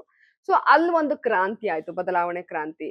ಪಕ್ಕದ ರಾಜ್ಯದಲ್ಲಿ TVK ಒಂದು 4 ಸೀಟ್ ಬರ್ಬೋದು ಅಂತ ಎಲ್ರು ವಿಶ್ಲೇಷಣೆ ಮಾಡುವಾಗ ವಿಜಯ್ ತಳಪತಿ ಅವರು 6 ತಿಂಗಳಿಗೆ ಗೆದ್ದು ಬಿಟ್ರು. ಬಹುಶಃ ಅವ್ರು ಎಲ್ಲೂ ಕೂಡ ದುಡ್ಡುಗಳನ್ನ ಹಂಚಿ ಅಥವಾ ತುಂಬಾ ಖರ್ಚು ಮಾಡ ಆದವ್ರಲ್ಲ. ಸೊ ಅಲ್ಲಿ ರಾಜಕಾರಣನೇ ಬೇರೆ ಬಿಡಿ. ತಮಿಳ್ನಾಡದ ಜನಗಳು ಎಮೋಷನಲ್, ಮತ್ತೆ ವಿಜಯ್ ತಳಪತಿ ಅವರು ಸೂಪರ್ ಸ್ಟಾರ್, ತುಂಬಾ ದೊಡ್ಡ ಫ್ಯಾನ್ ಫಾಲೋವಿಂಗ್ ಇತ್ತು. ಅವ್ರ ಈವೆಂಟ್ ಗಳನ್ನ ಮಾಡ್ದಾಗ್ಲಿ ಎಲ್ಲೋ ಒಂದ್ ಕಡೆ ಅನ್ನಿಸ್ತಾ ಇತ್ತು ಕರೂರ್ದು ಜನ ಸಂದಣಿ ಯಾವ ರೀತಿಯಾಗಿತ್ತು ನೋಡಿದ್ವಿ. ಅವ್ರು ಮಲೇಷಿಯಾಗ ಹೋದಾಗ್ಲೂ ಕೂಡ ಅಷ್ಟೇ, ಅದು ಎಲ್ಲೋ ಒಂದ್ ಕಡೆ ಅನಿಸ್ತಾ ಇತ್ತು. ಎಲೆಕ್ಷನ್ ಟೈಮ್ ಅಲ್ಲಿ ಫಾರಿನ್ ಇಂದ ಬಂದೆಲ್ಲ ಓಟ್ ಹಾಕ್ಬಿಟ್ಟಿದ್ರು. ಬಟ್ ಅದು ಪ್ಯೂರ್ಲಿ ಅವ್ರ ಮೇಲೆ ಇದ್ದಿದ್ದ ಪ್ರೀತಿಗೆ. ಬಟ್ ಅದಾದ್ಮೇಲೆ ಅವರ ಆಡಳಿತ ಕೂಡ ಎಲ್ರು ಮೆಚ್ಚುಗೆನ ವ್ಯಕ್ತಪಡಿಸ್ತಾ ಇದ್ದಾರೆ. ನಾನ್ ಹಾಗ ಅನ್ಕೊಳ್ತೀನಿ ಮುಂದಿನ ದಿವಸಗಳಲ್ಲಿ ಆ ಇನ್ಫ್ಲೂಯೆನ್ಸ್ ನಮ್ಮ ಯುವ ಜನತೆ ಮೇಲೆ ಖಂಡಿತ ಆಗಿರುತ್ತೆ. ಸೊ ದೊಡ್ಡವರು ಬಗ್ಗೆ ಗಮನಕ್ಕೆ ಬರುತ್ತಾ ಗೊತ್ತಿಲ್ಲ, ಯಾಕಂದ್ರೆ ಅವರು ಸೋಷಿಯಲ್ ಮೀಡಿಯಾ ಎಷ್ಟು ಮಟ್ಟಿಗೆ ನೋಡ್ತಾರೋ ಗೊತ್ತಿಲ್ಲ. ಸೊ ಹಾಗಾಗಿ ಈ ವ್ಯವಸ್ಥೆ ಬದಲಾದ್ರೆ ಖಂಡಿತ ಮುಂದೊಂದ್ ದಿವಸ ಇದು ಬದಲಾಗತ್ತೆ. ಸೊ ಹಾಗಾಗಿ ನಾನು ಆಶಾವಾದಿ. ಇವತ್ತೇ ನಾನ್ ಬಂದ್ಬಿಡ್ತೀನಿ ನಾಳೆನೆ ಚೇಂಜ್ ಮಾಡ್ಬಿಡ್ತೀನಿ ಅಂತಂದ್ರೆ ಅದು ಖಂಡಿತ ಭ್ರಮೆ ಅಂತ ನನಗೆ ಗೊತ್ತಿದೆ. ಈ ವ್ಯವಸ್ಥೆ ಬದಲಾಗೋದಕ್ಕೆ ಫಸ್ಟ್ ನಾವು ಬದಲಾಗ್ಬೇಕು, ಜನರ ಮೆಂಟಾಲಿಟಿ ಬದಲಾಗ್ಬೇಕು. ಅದೇನ್ 2000 ಇಸ್ಕೊಂಡು ಓಟ್ ಹಾಕ್ಬಿಡ್ತೀವಿ ಅನ್ನೋದು ಅದು ಬದಲಾಗ್ಬೇಕು. ಇವತ್ತು ಕೂಡ ನಾನು ಬೆಳಿಗ್ಗೆ ಎಲ್ಲೋ ಮಾರ್ಕೆಟ್ ಹೋದಾಗ ಅವ್ರು ವೋಟರ್ ಐಡಿನೇ ಮಾಡ್ಸಿಲ್ಲ. ಅಂದ್ರೆ ಅದು ಎಲ್ಲರೂ ಕೂಡ ತಮ್ಮ ಹಕ್ಕನ್ ಚಲಾಯಿಸ್ತಾರೆ ವಿನಃ ನಮ್ ಕರ್ತವ್ಯ ಏನು, ನಾವು ಕರ್ತವ್ಯ ಅದು ಕೂಡ ಮ್ಯಾಂಡೇಟ್ರಿ ಅನ್ನೋದು ಅವ್ರ ಮನ್ಸಿಗೆ ಬರ್ಬೇಕು. ಈಗ ಯಾಕೆ ಮಾಡಿಸ್ತಾ ಇದಾರೆ ಅಂದ್ರೆ ಆ 2000 ರೂಪಾಯಿ ಬರಲ್ಲ ಅಂತ ಮಾಡಿಸ್ತಾ ಇದಾರೆ. ಸೊ ಹಾಗಾಗಿ ಅದಕ್ಕೋಸ್ಕರ ಅಂದ್ರೆ ಅವ್ರ ಲಾಭ ಅಥವಾ ನಮ್ಗೇನೋ ಒಳ್ಳೇದಾಗತ್ತೆ ಅಂದ್ರೇನೆ ಮಾಡ್ಸೋದಲ್ಲ. ಜನರನ್ನ ಆಯ್ಕೆ ಮಾಡೋವಾಗ್ಲೂ ಕೂಡ ನಾವು ಕರೆಕ್ಟ್ ಆಗಿದ್ರೆ 5 ವರ್ಷಗಳು ಕೂಡ ನೆಮ್ಮದಿಯಾಗಿರ್ಬೋದು ಅನ್ನೋದು ಜನರ ಮನ್ಸಿಗೆ ಬರ್ಬೇಕು. ಈಗ ಕೆಲವ್ರು ಬೈಕೋತಾ ಇರ್ತಾರೆ, ಕರೆಕ್ಟ್. ಅದು ಬರ್ಲಿಲ್ಲ, ಒಂದ್ 3 ತಿಂಗಳಿಂದ ನಿಲ್ಲಿಸ್ಬಿಟ್ಟಿದ್ದಾರೆ, ಅಥವಾ ಅವ್ರು ಹಂಗ್ ಮಾಡಿದ್ರು ಹಿಂಗ್ ಮಾಡಿದ್ರು ಅಂತ ಬೈಕೊಳ್ಳೋ ಬದಲು ನಾವು ಅವ್ರನ್ನ ಆಯ್ಕೆ ಮಾಡೋವಾಗ್ಲೇ, ಜನಪ್ರತಿನಿಧಿಗಳನ್ನ ಆಯ್ಕೆ ಮಾಡೋವಾಗ್ಲೇನೆ ನಾವು ಅವ್ರ ಬಗ್ಗೆ ತಿಳ್ಕೊಂಡು ಮುಂದೆ ಏನಾಗುತ್ತೆ ಅಥವಾ ಯಾವ್ದೇ ಆಮಿಷಗಳಿಗೆ ಒಳಗಾಗದೆ ಮಾಡಿದ್ರೆ ಖಂಡಿತ ನಾವು ನೆಮ್ಮದಿಯಾಗಿರ್ಬೋದು ಅನ್ನೋದು ಜನರ ಮನಸ್ಸಿಗೆ ರಿಜಿಸ್ಟರ್ ಆಗ್ಬೇಕು. ಅದಕ್ಕೆ ಸಮಯ ಹಿಡಿಯುತ್ತೆ. ಬಟ್ ನನ್ ಐ ಹೋಪ್ ಅಟ್ ಲೀಸ್ಟ್ ನಾವೆಲ್ಲ ಸಾಯೋದ್ರೊಳಗ್ ಬದಲಾಗುತ್ತೇನೋ ಅಂತ ನಾನು ಅನ್ಕೊಳ್ತೀನಿ. ಆದ್ರೆ ತುಂಬಾ ಹಾ, ಒಳ್ಳೇದು. ಹೌದು. ಬಟ್ ಗೊತ್ತಿಲ್ಲ. ಹೌದು. ಎಸ್. ಇನ್ನು ನೀವು ನೇಪಾಳದಲ್ಲಿ ಜೆನ್ಸಿಗಳ ಕ್ರಾಂತಿ ಏನಾಯ್ತು ಅದ್ರ ಬಗ್ಗೆ ಹೇಳ್ತಾ ಇದ್ರಿ. ಬಟ್ ಯಾವ್ದೊಂದ್ ಸರಿ ಆಗ್ಬೇಕು ಅಂತಂದ್ರೆ ಬರೀ ಜೆನ್ಸಿಗಳು ಅಷ್ಟೇ ಅಲ್ಲ, ಹ್ಮ್. ನಾವೆಲ್ಲ ಒಟ್ಟು ಸೇರಿದ್ರೆ ಸಾಕು ಅನ್ನೋದಕ್ಕೆ ಈಗ ಮೊನ್ನೆ ಒಂದು ಎಕ್ಸಾಂಪಲ್, ಅದೊಂದು ಘಟನೆ ದೊಡ್ಡ ಎಕ್ಸಾಂಪಲ್. ಅಂದ್ರೆ ಲೈಕ್ ಅಧಿಕಾರಿಗಳಿಗೆ ಎಲ್ಲರೂ ಸೇರ್ಕೊಂಡು Okay, ಪಾಪ ಹೌದು. ಇದ್ ಮಾಡಿದ್ದು. ಹ್ಮ್. ಸೊ ಇದೆಲ್ಲ ನೋಡ್ತಿದ್ದಾಗ ಆಬ್ವಿಯಸ್ಲಿ ಈ ತರ ಚೇಂಜಸ್ ಆದಾಗ ಎಲ್ಲೋ ಒಂದ್ ಕಡೆ ಬದಲಾವಣೆಗಳು ಖಂಡಿತ ಆಗುತ್ತೆ ಅನ್ನುವಂಥದ್ದು ನಮಗ್ ಕಾಣಕ್ ಸಿಗುತ್ತೆ. ಖಂಡಿತ. ಸೊ ಈಗ ತಾವೇ ಈ ಪಕ್ಷದಲ್ಲಿ ಇರೋದ್ರಿಂದ ಹ್ಮ್, ಹ್ಮ್. ಇದ್ರ ಬಗ್ಗೆ ಹೇಳೋದಾದ್ರೆ, ನಿನ್ನೆ ಕುಮಾರಣ್ಣ ಅವ್ರು ಕೂಡ ಸಾಕಷ್ಟು ಹೇಳಿದ್ರು. ಹೌದು, ಹೌದು. ಸೊ ಅವರಿಗೆ ಶಾಂತಿಯುತವಾಗಿರಿ ಅಂತ ಕೂಡ ಸಂದೇಶ ಕೊಟ್ರು. So ಹೌದು. ಏನ್ ಹೇಳ್ತೀರಾ? ಯಾಕಂದ್ರೆ ನೋಡಿ, ಅದು ಒಂದು ಬದುಕು ಅಂತ ಪ್ರಶ್ನೆ ಬಂದಾಗ ಆ ಆಳೋಂಥ ಸರ್ಕಾರ ಅವ್ರ ನೆರವಿಗೆ ನಿಲ್ಬೇಕಾಗಿತ್ತು. Correct. ಅವರೇ ಅವ್ರನ್ನ ಹಾಳು ಮಾಡೋದಕ್ ಹೋದಾಗ ಅವ್ರ ಜೀವನನ ಅವರೇ ಉಳಿಸ್ಕೋಬೇಕಾಗುತ್ತೆ, ಅವ್ರ ಭೂಮಿನ ಅವರೇ ಉಳಿಸ್ಕೋಬೇಕಾಗುತ್ತೆ. ಕಳೆದ 500 ದಿವಸಗಳಿಂದ ಶಾಂತಿಯುತವಾಗಿ ಪ್ರತಿಭಟನೆ ಮಾಡ್ತಾ ಇದ್ರು. ಬಟ್ ಅವ್ರ ಮೇಲೆ ಏಕಾಏಕಿಯಾಗಿ ಸರ್ವೆಗಳನ್ನ ಮಾಡೋ ನೆಪದಲ್ಲಿ ಇವ್ರನ್ನ ಒಂದ್ ಕಡೆ ಮಾತಾಡಿಸ್ತಾ ಪಕ್ಕದಲ್ಲಿ ಅಧಿಕಾರಿಗಳು ಸರ್ವೆ ಮಾಡಿಸ್ಕೊಳಕ್ ಹೋದಾಗ ಅವ್ರ ಜಮೀನನ್ನ ಅವ್ರು ಉಳಿಸ್ಕೊಳ್ಬೇಕಾಯ್ತು. ಅವ್ರ ಸಹನೆ ಕಟ್ಟೆ ಒಡೀತು. ಅನಿವಾರ್ಯವಾಗಿ ಅವರು ಅಧಿಕಾರಿಗಳ ಮೇಲೆ Correct. ಪೊರ್ಕೆ ಸೇವೆ ಮಾಡಿದ್ರು. ನಾನು ಅದನ್ನ ಡಿಪೆಂಡ್ ಮಾಡ್ಕೊಳಲ್ಲ. ಬಟ್ ಏನ್ ಮಾಡ್ತಾರೆ ಹೇಳಿ? ಅವ್ರನ್ನ ಅವ್ರು ಉಳಿಸ್ಕೊಳ್ಳೋದಕ್ಕೆ ಇನ್ನೇನ್ ಮಾಡ್ಬೇಕು? ಒಂದ್ ವೇಳೆ ಸರ್ವೆ ಮಾಡಿದ್ರೆ ಮುಗೀತಲ್ಲ, ನೆಕ್ಸ್ಟ್ ಎತ್ತಂಗಡಿ ಮಾಡಿಸ್ಬೇಕಾಗತ್ತೆ. ಸೊ ಹಾಗಾಗಿ ಅವ್ರ ಬದುಕೋಕ್ಕೋಸ್ಕರ, ಅವ್ರ ಮಕ್ಳಿಗೋಸ್ಕರ, ಅವ್ರ ಭೂಮಿ ತಾಯಿನ ಉಳಿಸ್ಕೊಳ್ಳೋಕೋಸ್ಕರ ಹಂಗ್ ಮಾಡಿದ್ದಾರೆ.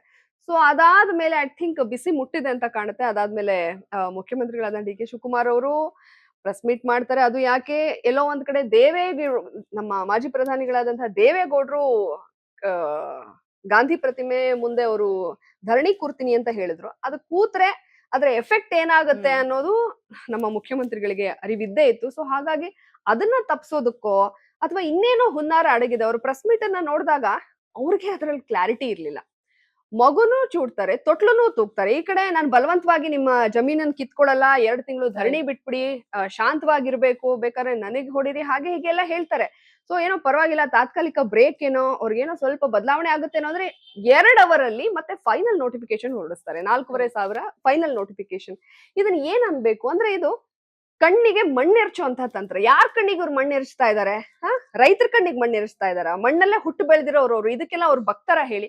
ಸೊ ಹಾಗಾಗಿ ರಾಜ್ಯ ಸರ್ಕಾರ ಹಠಕ್ ಬಿದ್ದಿದೆ. ಅವರು ಮಾಡಿದಂತ ಒಂದು ಸುದ್ದಿಗೋಷ್ಠಿ ಯಾವುದೇ ಒಂದು ಕ್ಲಾರಿಟಿ ಇಲ್ಲ. ಇವ್ರು ಏನ್ ಮಾಡ್ತಾ ಇದಾರೆ? ಅದು ಏನ್ ಹುನ್ನಾರ? ಹಾಗಾದ್ರೆ ರೈತರ ಪರವಾಗಿ ಬಲವಂತವಾಗಿ ಕಿತ್ಕೊಳ್ಳಲ್ಲ ಅನ್ನೋರು ಆ ಕಮಿಟಿನ ಏನು 2 ತಿಂಗಳು ಆದ್ಮೇಲೆ ರಚನೆ ಮಾಡ್ತೀವಿ, ಅದ್ರಲ್ಲಿ ನ್ಯಾಯಾಧೀಶರು ಇರ್ತಾರೋ ಅಥವಾ ಮಂತ್ರಿಗಳು ಇರ್ತಾರೋ ಗೊತ್ತಿಲ್ಲ, ಕಮಿಟಿ ರಚನೆ ಮಾಡ್ತೀವಿ, ಅದಾದ್ಮೇಲೆ ಅವರು ರೈತರ ಬಳಿ ಹೋಗ್ತಾರೆ, ಅವರ ಅಹವಾಲನ್ನ ಸ್ವೀಕರಿಸ್ತಾರೆ, ಯಾರಿಗೆ ಎಷ್ಟೆಷ್ಟು ಎಕರೆ ಇದೆ, ಯಾರಿಗೆ ಇಷ್ಟ ಇಲ್ಲ ಏನು, ಅದು ವರದಿ ಸಿದ್ಧಪಡಿಸಿದ ಮೇಲೆ ಇವರು ನೋಟಿಫಿಕೇಶನ್ ಹೊರಡಿಸ್ಬೇಕಾಗಿತ್ತು.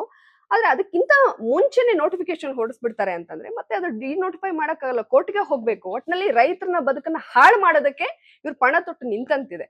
ನಾವು ನಿಮ್ ಪರವಾಗಿರ್ತೀವಿ, ಜನರ ಪರ, ರೈತರ ಪರ ಅನ್ನೋ ರಾಜ್ಯ ಸರ್ಕಾರ ಇದು ಕಣ್ಣಿಗೆ ಮಣ್ಣೆರ್ಚೋ ಕೆಲಸನ ಮಾಡ್ತಾ ಇದಾರೆ. ಸೊ ಯಾರು ಇಲ್ಲಿ ದಡ್ರಲ್ಲ. ಮಾನ್ಯ ಮುಖ್ಯಮಂತ್ರಿಗಳೇ, ಇಲ್ಲಿ ಯಾರು ದಡ್ರಲ್ಲ.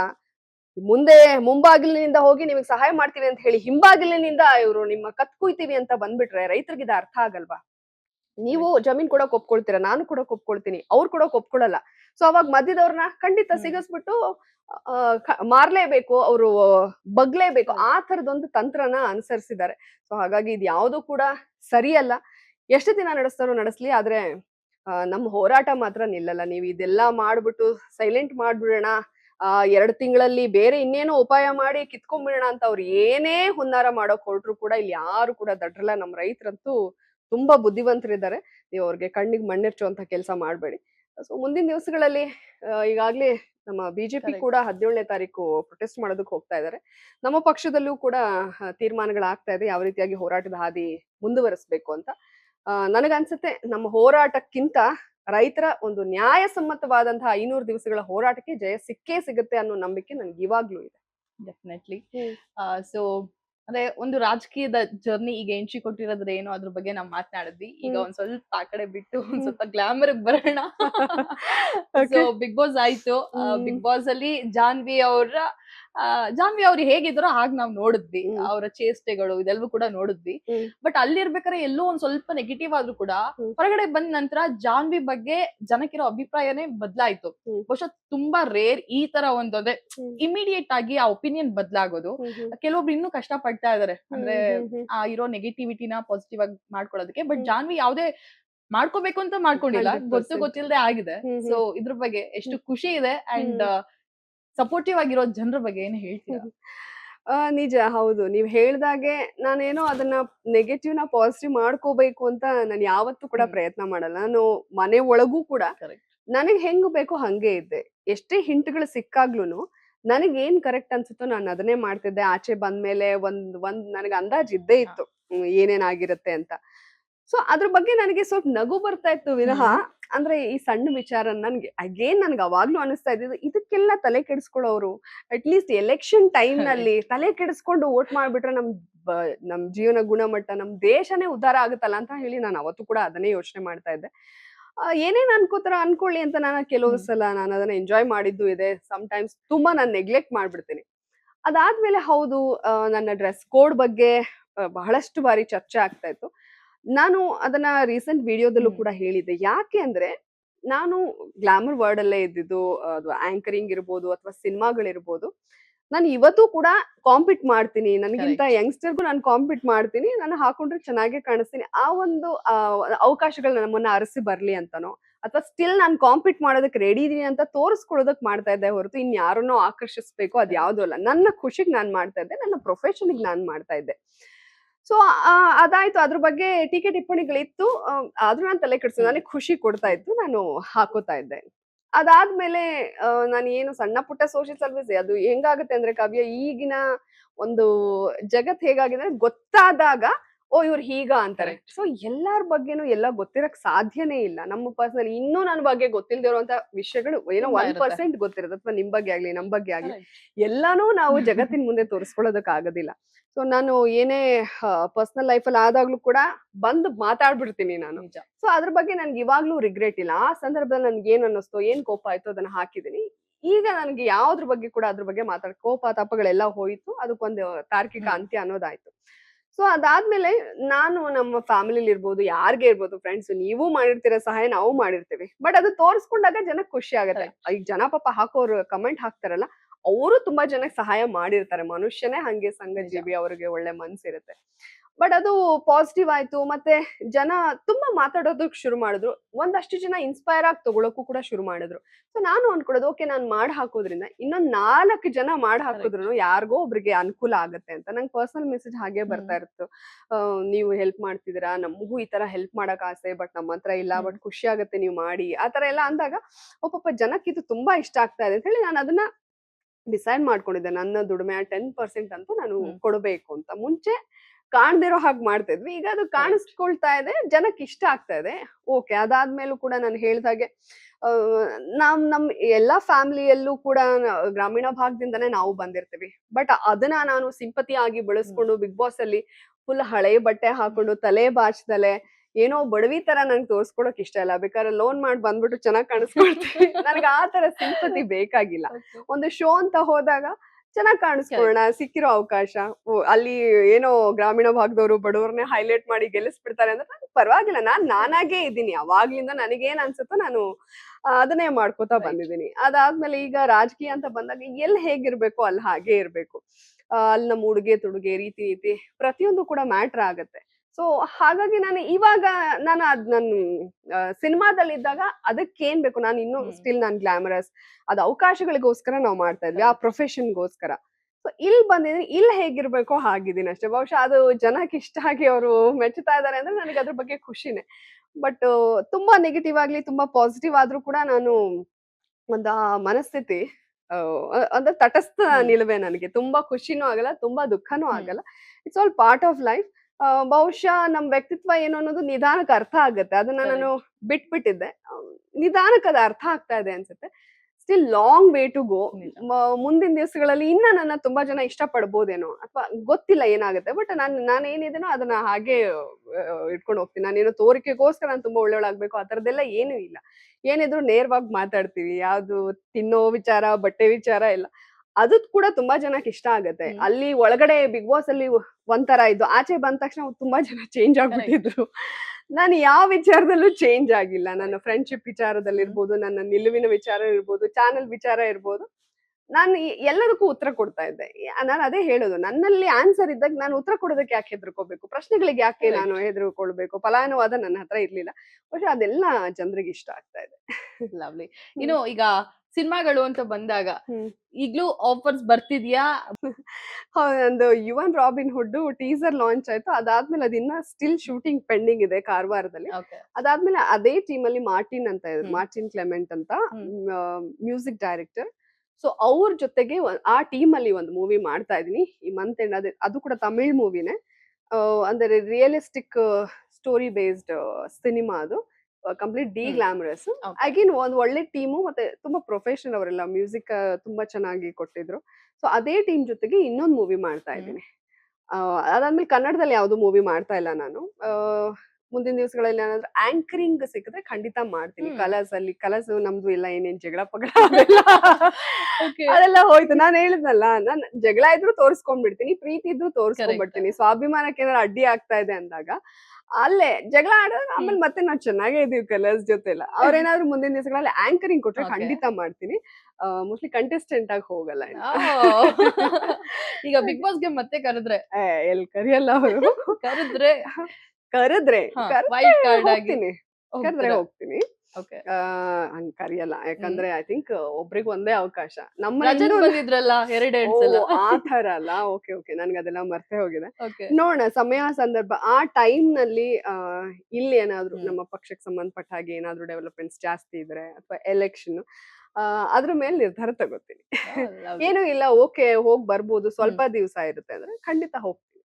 ಯಾಕಂದ್ರೆ ಅದೊಂದು ಏನೇ ಇರ್ಲಿ, ನೆಗೆಟಿವ್ ಆರ್ ಪಾಸಿಟಿವ್, ಇವತ್ತು ತುಂಬಾ ಜನಕ್ಕೆ ರೀಚ್ ಆಗಿದ್ದೀನಿ ಅಂದ್ರೆ ಬಿಗ್ ಬಾಸ್ ಇಂದಾನೆ. ಇವತ್ತಿಗೂ ನಮ್ಮನ್ನ ಮರ್ತಿಲ್ಲ. ಇವತ್ತಿಗೂ ನಮ್ಮ ಡ್ರೆಸ್ಸಿಂಗ್ ಸೆನ್ಸ್ ಬಗ್ಗೆ ಮಾತಾಡ್ತಾರೆ. ಬಿಗ್ ಬಾಸ್ ಅಲ್ಲಿ ನಮ್ಮ ಜಗಳಗಳ ಬಗ್ಗೆ ಮಾತಾಡ್ತಾರೆ, ಗೆಜ್ಜೆ ಸೌಂಡ್ ಬಗ್ಗೆ ಮಾತಾಡ್ತಾರೆ. ಅದೆಲ್ಲ ಪ್ಯೂರ್ ಆಗಿ ನಾನು ಎಂಟರ್ಟೈನ್ ಮಾಡ್ಬೇಕಂತಾನೆ ಮಾಡಿದ್ದು. ಇಲ್ಲಾಂದ್ರೆ ನನಗೆ ಡಲ್ ಆಗಿದ್ಬಿಟ್ರೆ ಆಗಲ್ಲ. ಚರ್ಚೆ ಆಗ್ಲಿ ಆಚೆ ಕಡೆ, ಏನಾದ್ರು ಒಂದು ಎಲ್ಲರೂ ಏನೋ ಸ್ವಲ್ಪ ಸೈಲೆಂಟ್ ಆಗಿದೆಯಲ್ಲಪ್ಪ, ಆಚೆ ಕಡೆ ಜನಕ್ಕೆ ಇಷ್ಟ ಆಗ್ತಿದ್ಯೋ ಇಲ್ವೋ ಅಂತ ಹೇಳಿ ಆ ಗೆಜ್ಜೆದೆ ಅಲ್ಲಿಂದ ಒಂಥರ ಅದು ಟೇಕ್ ಆಫ್ ಆಯ್ತು ಅದು. ಸೊ ಅದನ್ನೆಲ್ಲ ಇವಾಗ್ಲೂ ಹೇಳ್ತಾರೆ. ಇನ್ನು ಹೊಸ ಸೀಸನ್ ಶುರು ಆಗೋದ್ರಲ್ಲಿದೆ. ಆದ್ರೂ ನಮ್ಮನ್ನ ನೆನಪು ಮಾಡ್ಕೊಂಡು ನನ್ನನ್ನ ಅಶ್ವಿನಿ ಅವ್ರನ್ನ ತುಂಬಾ ಇಷ್ಟಪಟ್ಟು, ನಾನು ಎಲ್ಲಿ ಹೋದ್ರು ನನ್ನ ಹತ್ರ ಅಶ್ವಿನಿ ಅವ್ರನ್ನ ಕೇಳ್ತಾರೆ, ಅಶ್ವಿನಿ ಅವ್ರ ಹತ್ರ ನನ್ನ ಕೇಳ್ತಾರೆ.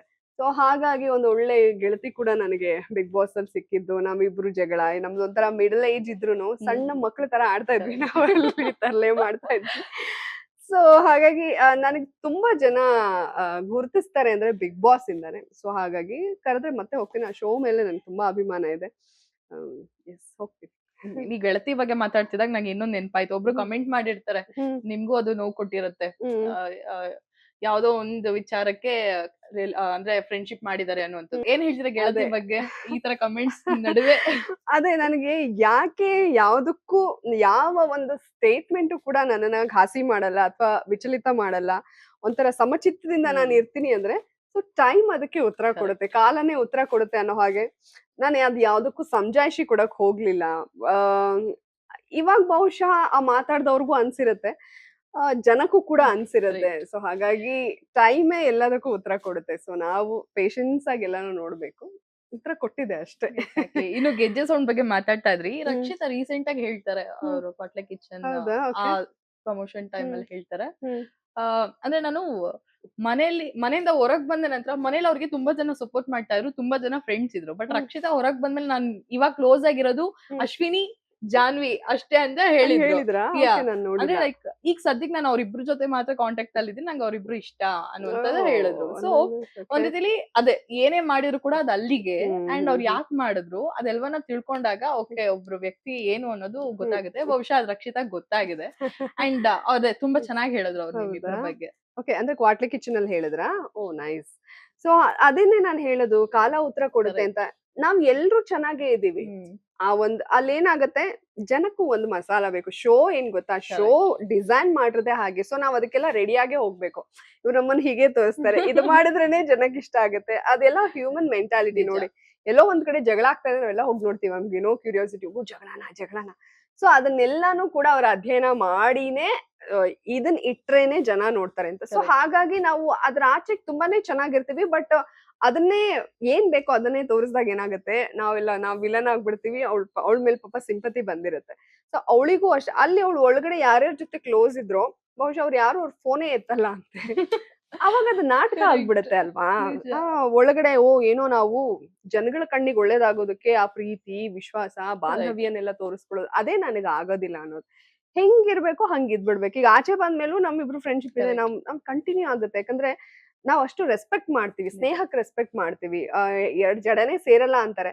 ಅವ್ರು ನನ್ ಬಗ್ಗೆ ಎಷ್ಟು ಮನಸ್ ತುಂಬಿ ಮಾತಾಡ್ತಾರೆ, ನನಗೂ ಅವ್ರ ಬಗ್ಗೆ ನಾನ್ ಬೇರೆಯವ್ರ ಜೊತೆ ಮಾತಾಡುವಾಗ್ಲೂ ನಾನು ಅವ್ರನ್ನ ಬಿಟ್ಕೊಡಲ್ಲ. ಅಶುಮಾ ಅಂತಾನೆ Correct. ಮಾತಾಡ್ತೀನಿ. ಅವ್ರ ಸ್ವಾಭಿಮಾನ ಇರ್ಬೋದು, ಆ ನೇರವಂತಿಕೆ ನನ್ಗೆ ಈಗ್ಲೂ ಕೂಡ ಇಷ್ಟ ಆಗತ್ತೆ. ಸೊ ಹಾಗಾಗಿ ಒಳಗಡೆನೂ ಅದೇ ಇಷ್ಟ ಆಗಿದ್ವು. ಸಿಕ್ಕಾಗೆಲ್ಲ ನನ್ಗೆ ಅವ್ರು ಅಲ್ಲಿ ಒಳಗಡೆ ಹೆಂಗಿದ್ರು ಹಂಗಿದಾರೆ ಅಷ್ಟೇ, ಬಿಟ್ರೆ ಅದ್ ಯಾವ್ದು ನಾಟಕ ಇಲ್ಲ. ಆ ಪ್ಯೂರಿಟಿನ ನನಗೆ ಇಷ್ಟ ಆಗಿದ್ದು. ಸೊ ಅವರು ನನ್ನ ಸ್ಟ್ರಗಲ್, ನನ್ನ ಹಾರ್ಡ್ ವರ್ಕ್ ಅವ್ರಿಗೆ ಇಷ್ಟ ಆಗುತ್ತೆ. ಸೊ ಇಬ್ರಿಗೂ ಆ ಸ್ವಾಭಿಮಾನ ಇದೆ. ಆ ಒಂದ್ ಸ್ಟ್ರಾಂಗ್ ವುಮನ್ ತರ ನಾವು ಯಾವ್ದನ್ನು ಬಿಟ್ಕೊಡಲ್ಲ, ಯಾರ ಮುಂದೆನೂ, ಗಂಡ್ ಮಕ್ಳ ಮುಂದೆ ಬಗ್ಗಲ್ಲ. ಸೊ ಅದೆಲ್ಲ ನನಗೆ ಮೈಂಡ್ ಸೆಟ್ ಸ್ವಲ್ಪ ಒಂದೇ ತರ ಇದೆ. ಸೊ ಹಾಗಾಗಿ ಅದೇ ನೀವ್ ಹೇಳ್ದಾಗೆ ಈಗ ರಕ್ಷಿತಾ ಅವ್ರ ಬಾಯಲ್ಲೇ ಬಂದಿದೆ ಪಾಪ. ಅವಳು ತುಂಬಾನೇ ಚೆನ್ನಾಗಿ ಆಟ ಆಡಿದಾಳೆ, ನಾನು ಇಲ್ಲ ಅಂತ ಹೇಳಲ್ಲ. ಆ ಒಂದು ಮಸಾಲಾಗೆ ಅವಳಿರ್ಬೋದು, ನಾನಿರ್ಬೋದು, ಅಶ್ವಿನಿ ಇರ್ಬೋದು, ಮತ್ತೆ ನಮ್ಮ ಯಾರು ಗಿಲಿ, 4 ಜನರ ಕಾಂಟ್ರಿಬ್ಯೂಷನ್ ಅಂತೂ ತುಂಬಾ ಇತ್ತು. ಹಾಗಾಗಿ ಅವರು ಗೆದ್ದಿರೋದ್ರ ಬಗ್ಗೆನೂ ಕೂಡ ನನಗೆ ಖುಷಿ ಇದೆ. ಯಾಕಂದ್ರೆ ಒಬ್ಬ ಬ್ಲಾಗರ್ ಆಗಿ ಅಷ್ಟೆಲ್ಲ ಶೈನ್ ಆಗ್ತಾರೆ ಅಂದ್ರೆ ಆಕೆಯಲ್ಲಿ ಆ ಕೆಪಾಸಿಟಿ ಇದ್ರೆ ಮಾತ್ರ ಆಗೋದು. ಸೊ ಏನೆಲ್ಲ ತಪ್ಪು ತಿಳ್ಕೊಂಡಿದ್ರೋ ಇದು ಅವ್ರಗಳ ಬಾಯಿಂದಾನೇ ಗೊತ್ತಾಗ್ತಾ ಇದೆ. ನಾವೆಲ್ಲ ಚೆನ್ನಾಗಿದೆ. ನಮಗೂ ಪೂಜೆಗೆಲ್ಲ ಫೋನ್ ಮಾಡಿದಾಗ, ಪೂಜೆ ಇತ್ತಾ, ಅಯ್ಯೋ ನಾನ್ ಮಿಸ್ ಆಯ್ತು ಅಂತೆಲ್ಲ ಹೇಳ್ತಿರ್ತಾಳೆ. ಸಿಕ್ಕಾಗ ನಾವ್ ಚೆನ್ನಾಗೇ ಮಾತಾಡ್ತೀವಿ, ಚೆನ್ನಾಗೇ ಇದ್ದೀವಿ. ಸೂಪರ್. ಏನು ಬಿಗ್ ಬಾಸ್ ನಂತರ ಸಂಭಾವನೆ ಹೆಚ್ಚಿಸ್ಕೊಂಡಿದ್ದೀರಂತೆ, ಹೌದಾ? ಎಷ್ಟು ಕೋಟಿ ಆಗಿದೆ ಅಂತ? ಅಯ್ಯಯ್ಯೋ, ಫುಲ್ ಮನೇಲಿ ಇಡೋದಕ್ಕೆ ಜಾಗ ಇಲ್ಲ. ಸೊ ಐ ಥಿಂಕ್ ಅದೆಲ್ಲ ಒಂದ್ ಸ್ವಲ್ಪ ಇರುತ್ತೆ, ಇಲ್ಲ ಅಂತ ಹೇಳಲ್ಲ. ಮುಂಚೆಗಿಂತ ನಾವು ರೀಚ್ ವೈಸ್ ಜಾಸ್ತಿ ಆದಾಗ ಖಂಡಿತ ನಾವು ಡಿಮಾಂಡ್ ಮಾಡ್ಬೋದು, ಇಷ್ಟು ನಿಜ. ಮಾಡಿ ಅಂತ. ಪಾಪ ಕೆಲವರು ಕೊಡ್ತಾರೆ, ಕೆಲವರು ನಾನ್ ಫ್ಲೆಕ್ಸಿಬಲ್ಲೇ ಇರ್ತೀನಿ. ಯಾಕಂದ್ರೆ ಪಾಪ ಕೆಲವ್ರ ಕೈಲಿ ಕೊಡಕ್ಕಾಗತ್ತೆ, ಕೆಲವ್ರು ನಮ್ಮನ್ನ ಕರ್ಸ್ಬೇಕು ಅಂತ ಪ್ರೀತಿಯಿಂದ ಕರ್ಸಿರ್ತಾರಲ್ಲ, ಅದನ್ನೆಲ್ಲ ಬೆಲೆ ಕಟ್ಟಕ್ ಆಗಲ್ಲ. ಸ್ವಲ್ಪ ಜಾಸ್ತಿ ಆಗಿದೆ, ಇಲ್ಲ ಅಂತ ಹೇಳಲ್ಲ. ಬಟ್ ನಾನು ಫ್ಲೆಕ್ಸಿಬಲ್ ಇದ್ದೀನಿ. ಒಂದ್ ಸಣ್ಣ ಪುಟ್ಟದ ಕರೆದ್ರು ಕೂಡ ನಾನು ಹೋಗ್ ಬರ್ತೀನಿ. ಏನೋ ಕಳ್ಕೊಳ್ಳೋದ್ ಏನಿರುತ್ತೆ, ಇಲ್ಲಿರೋ ಬದ್ಲು ಹೋಗ್ತೀವಿ, Correct. ನಮಗೂ ಲಾಭ ಆಗುತ್ತೆ, ಪಾಪ ಅವ್ರಿಗೂ ಕೂಡ ಲಾಭ ಆಗುತ್ತೆ.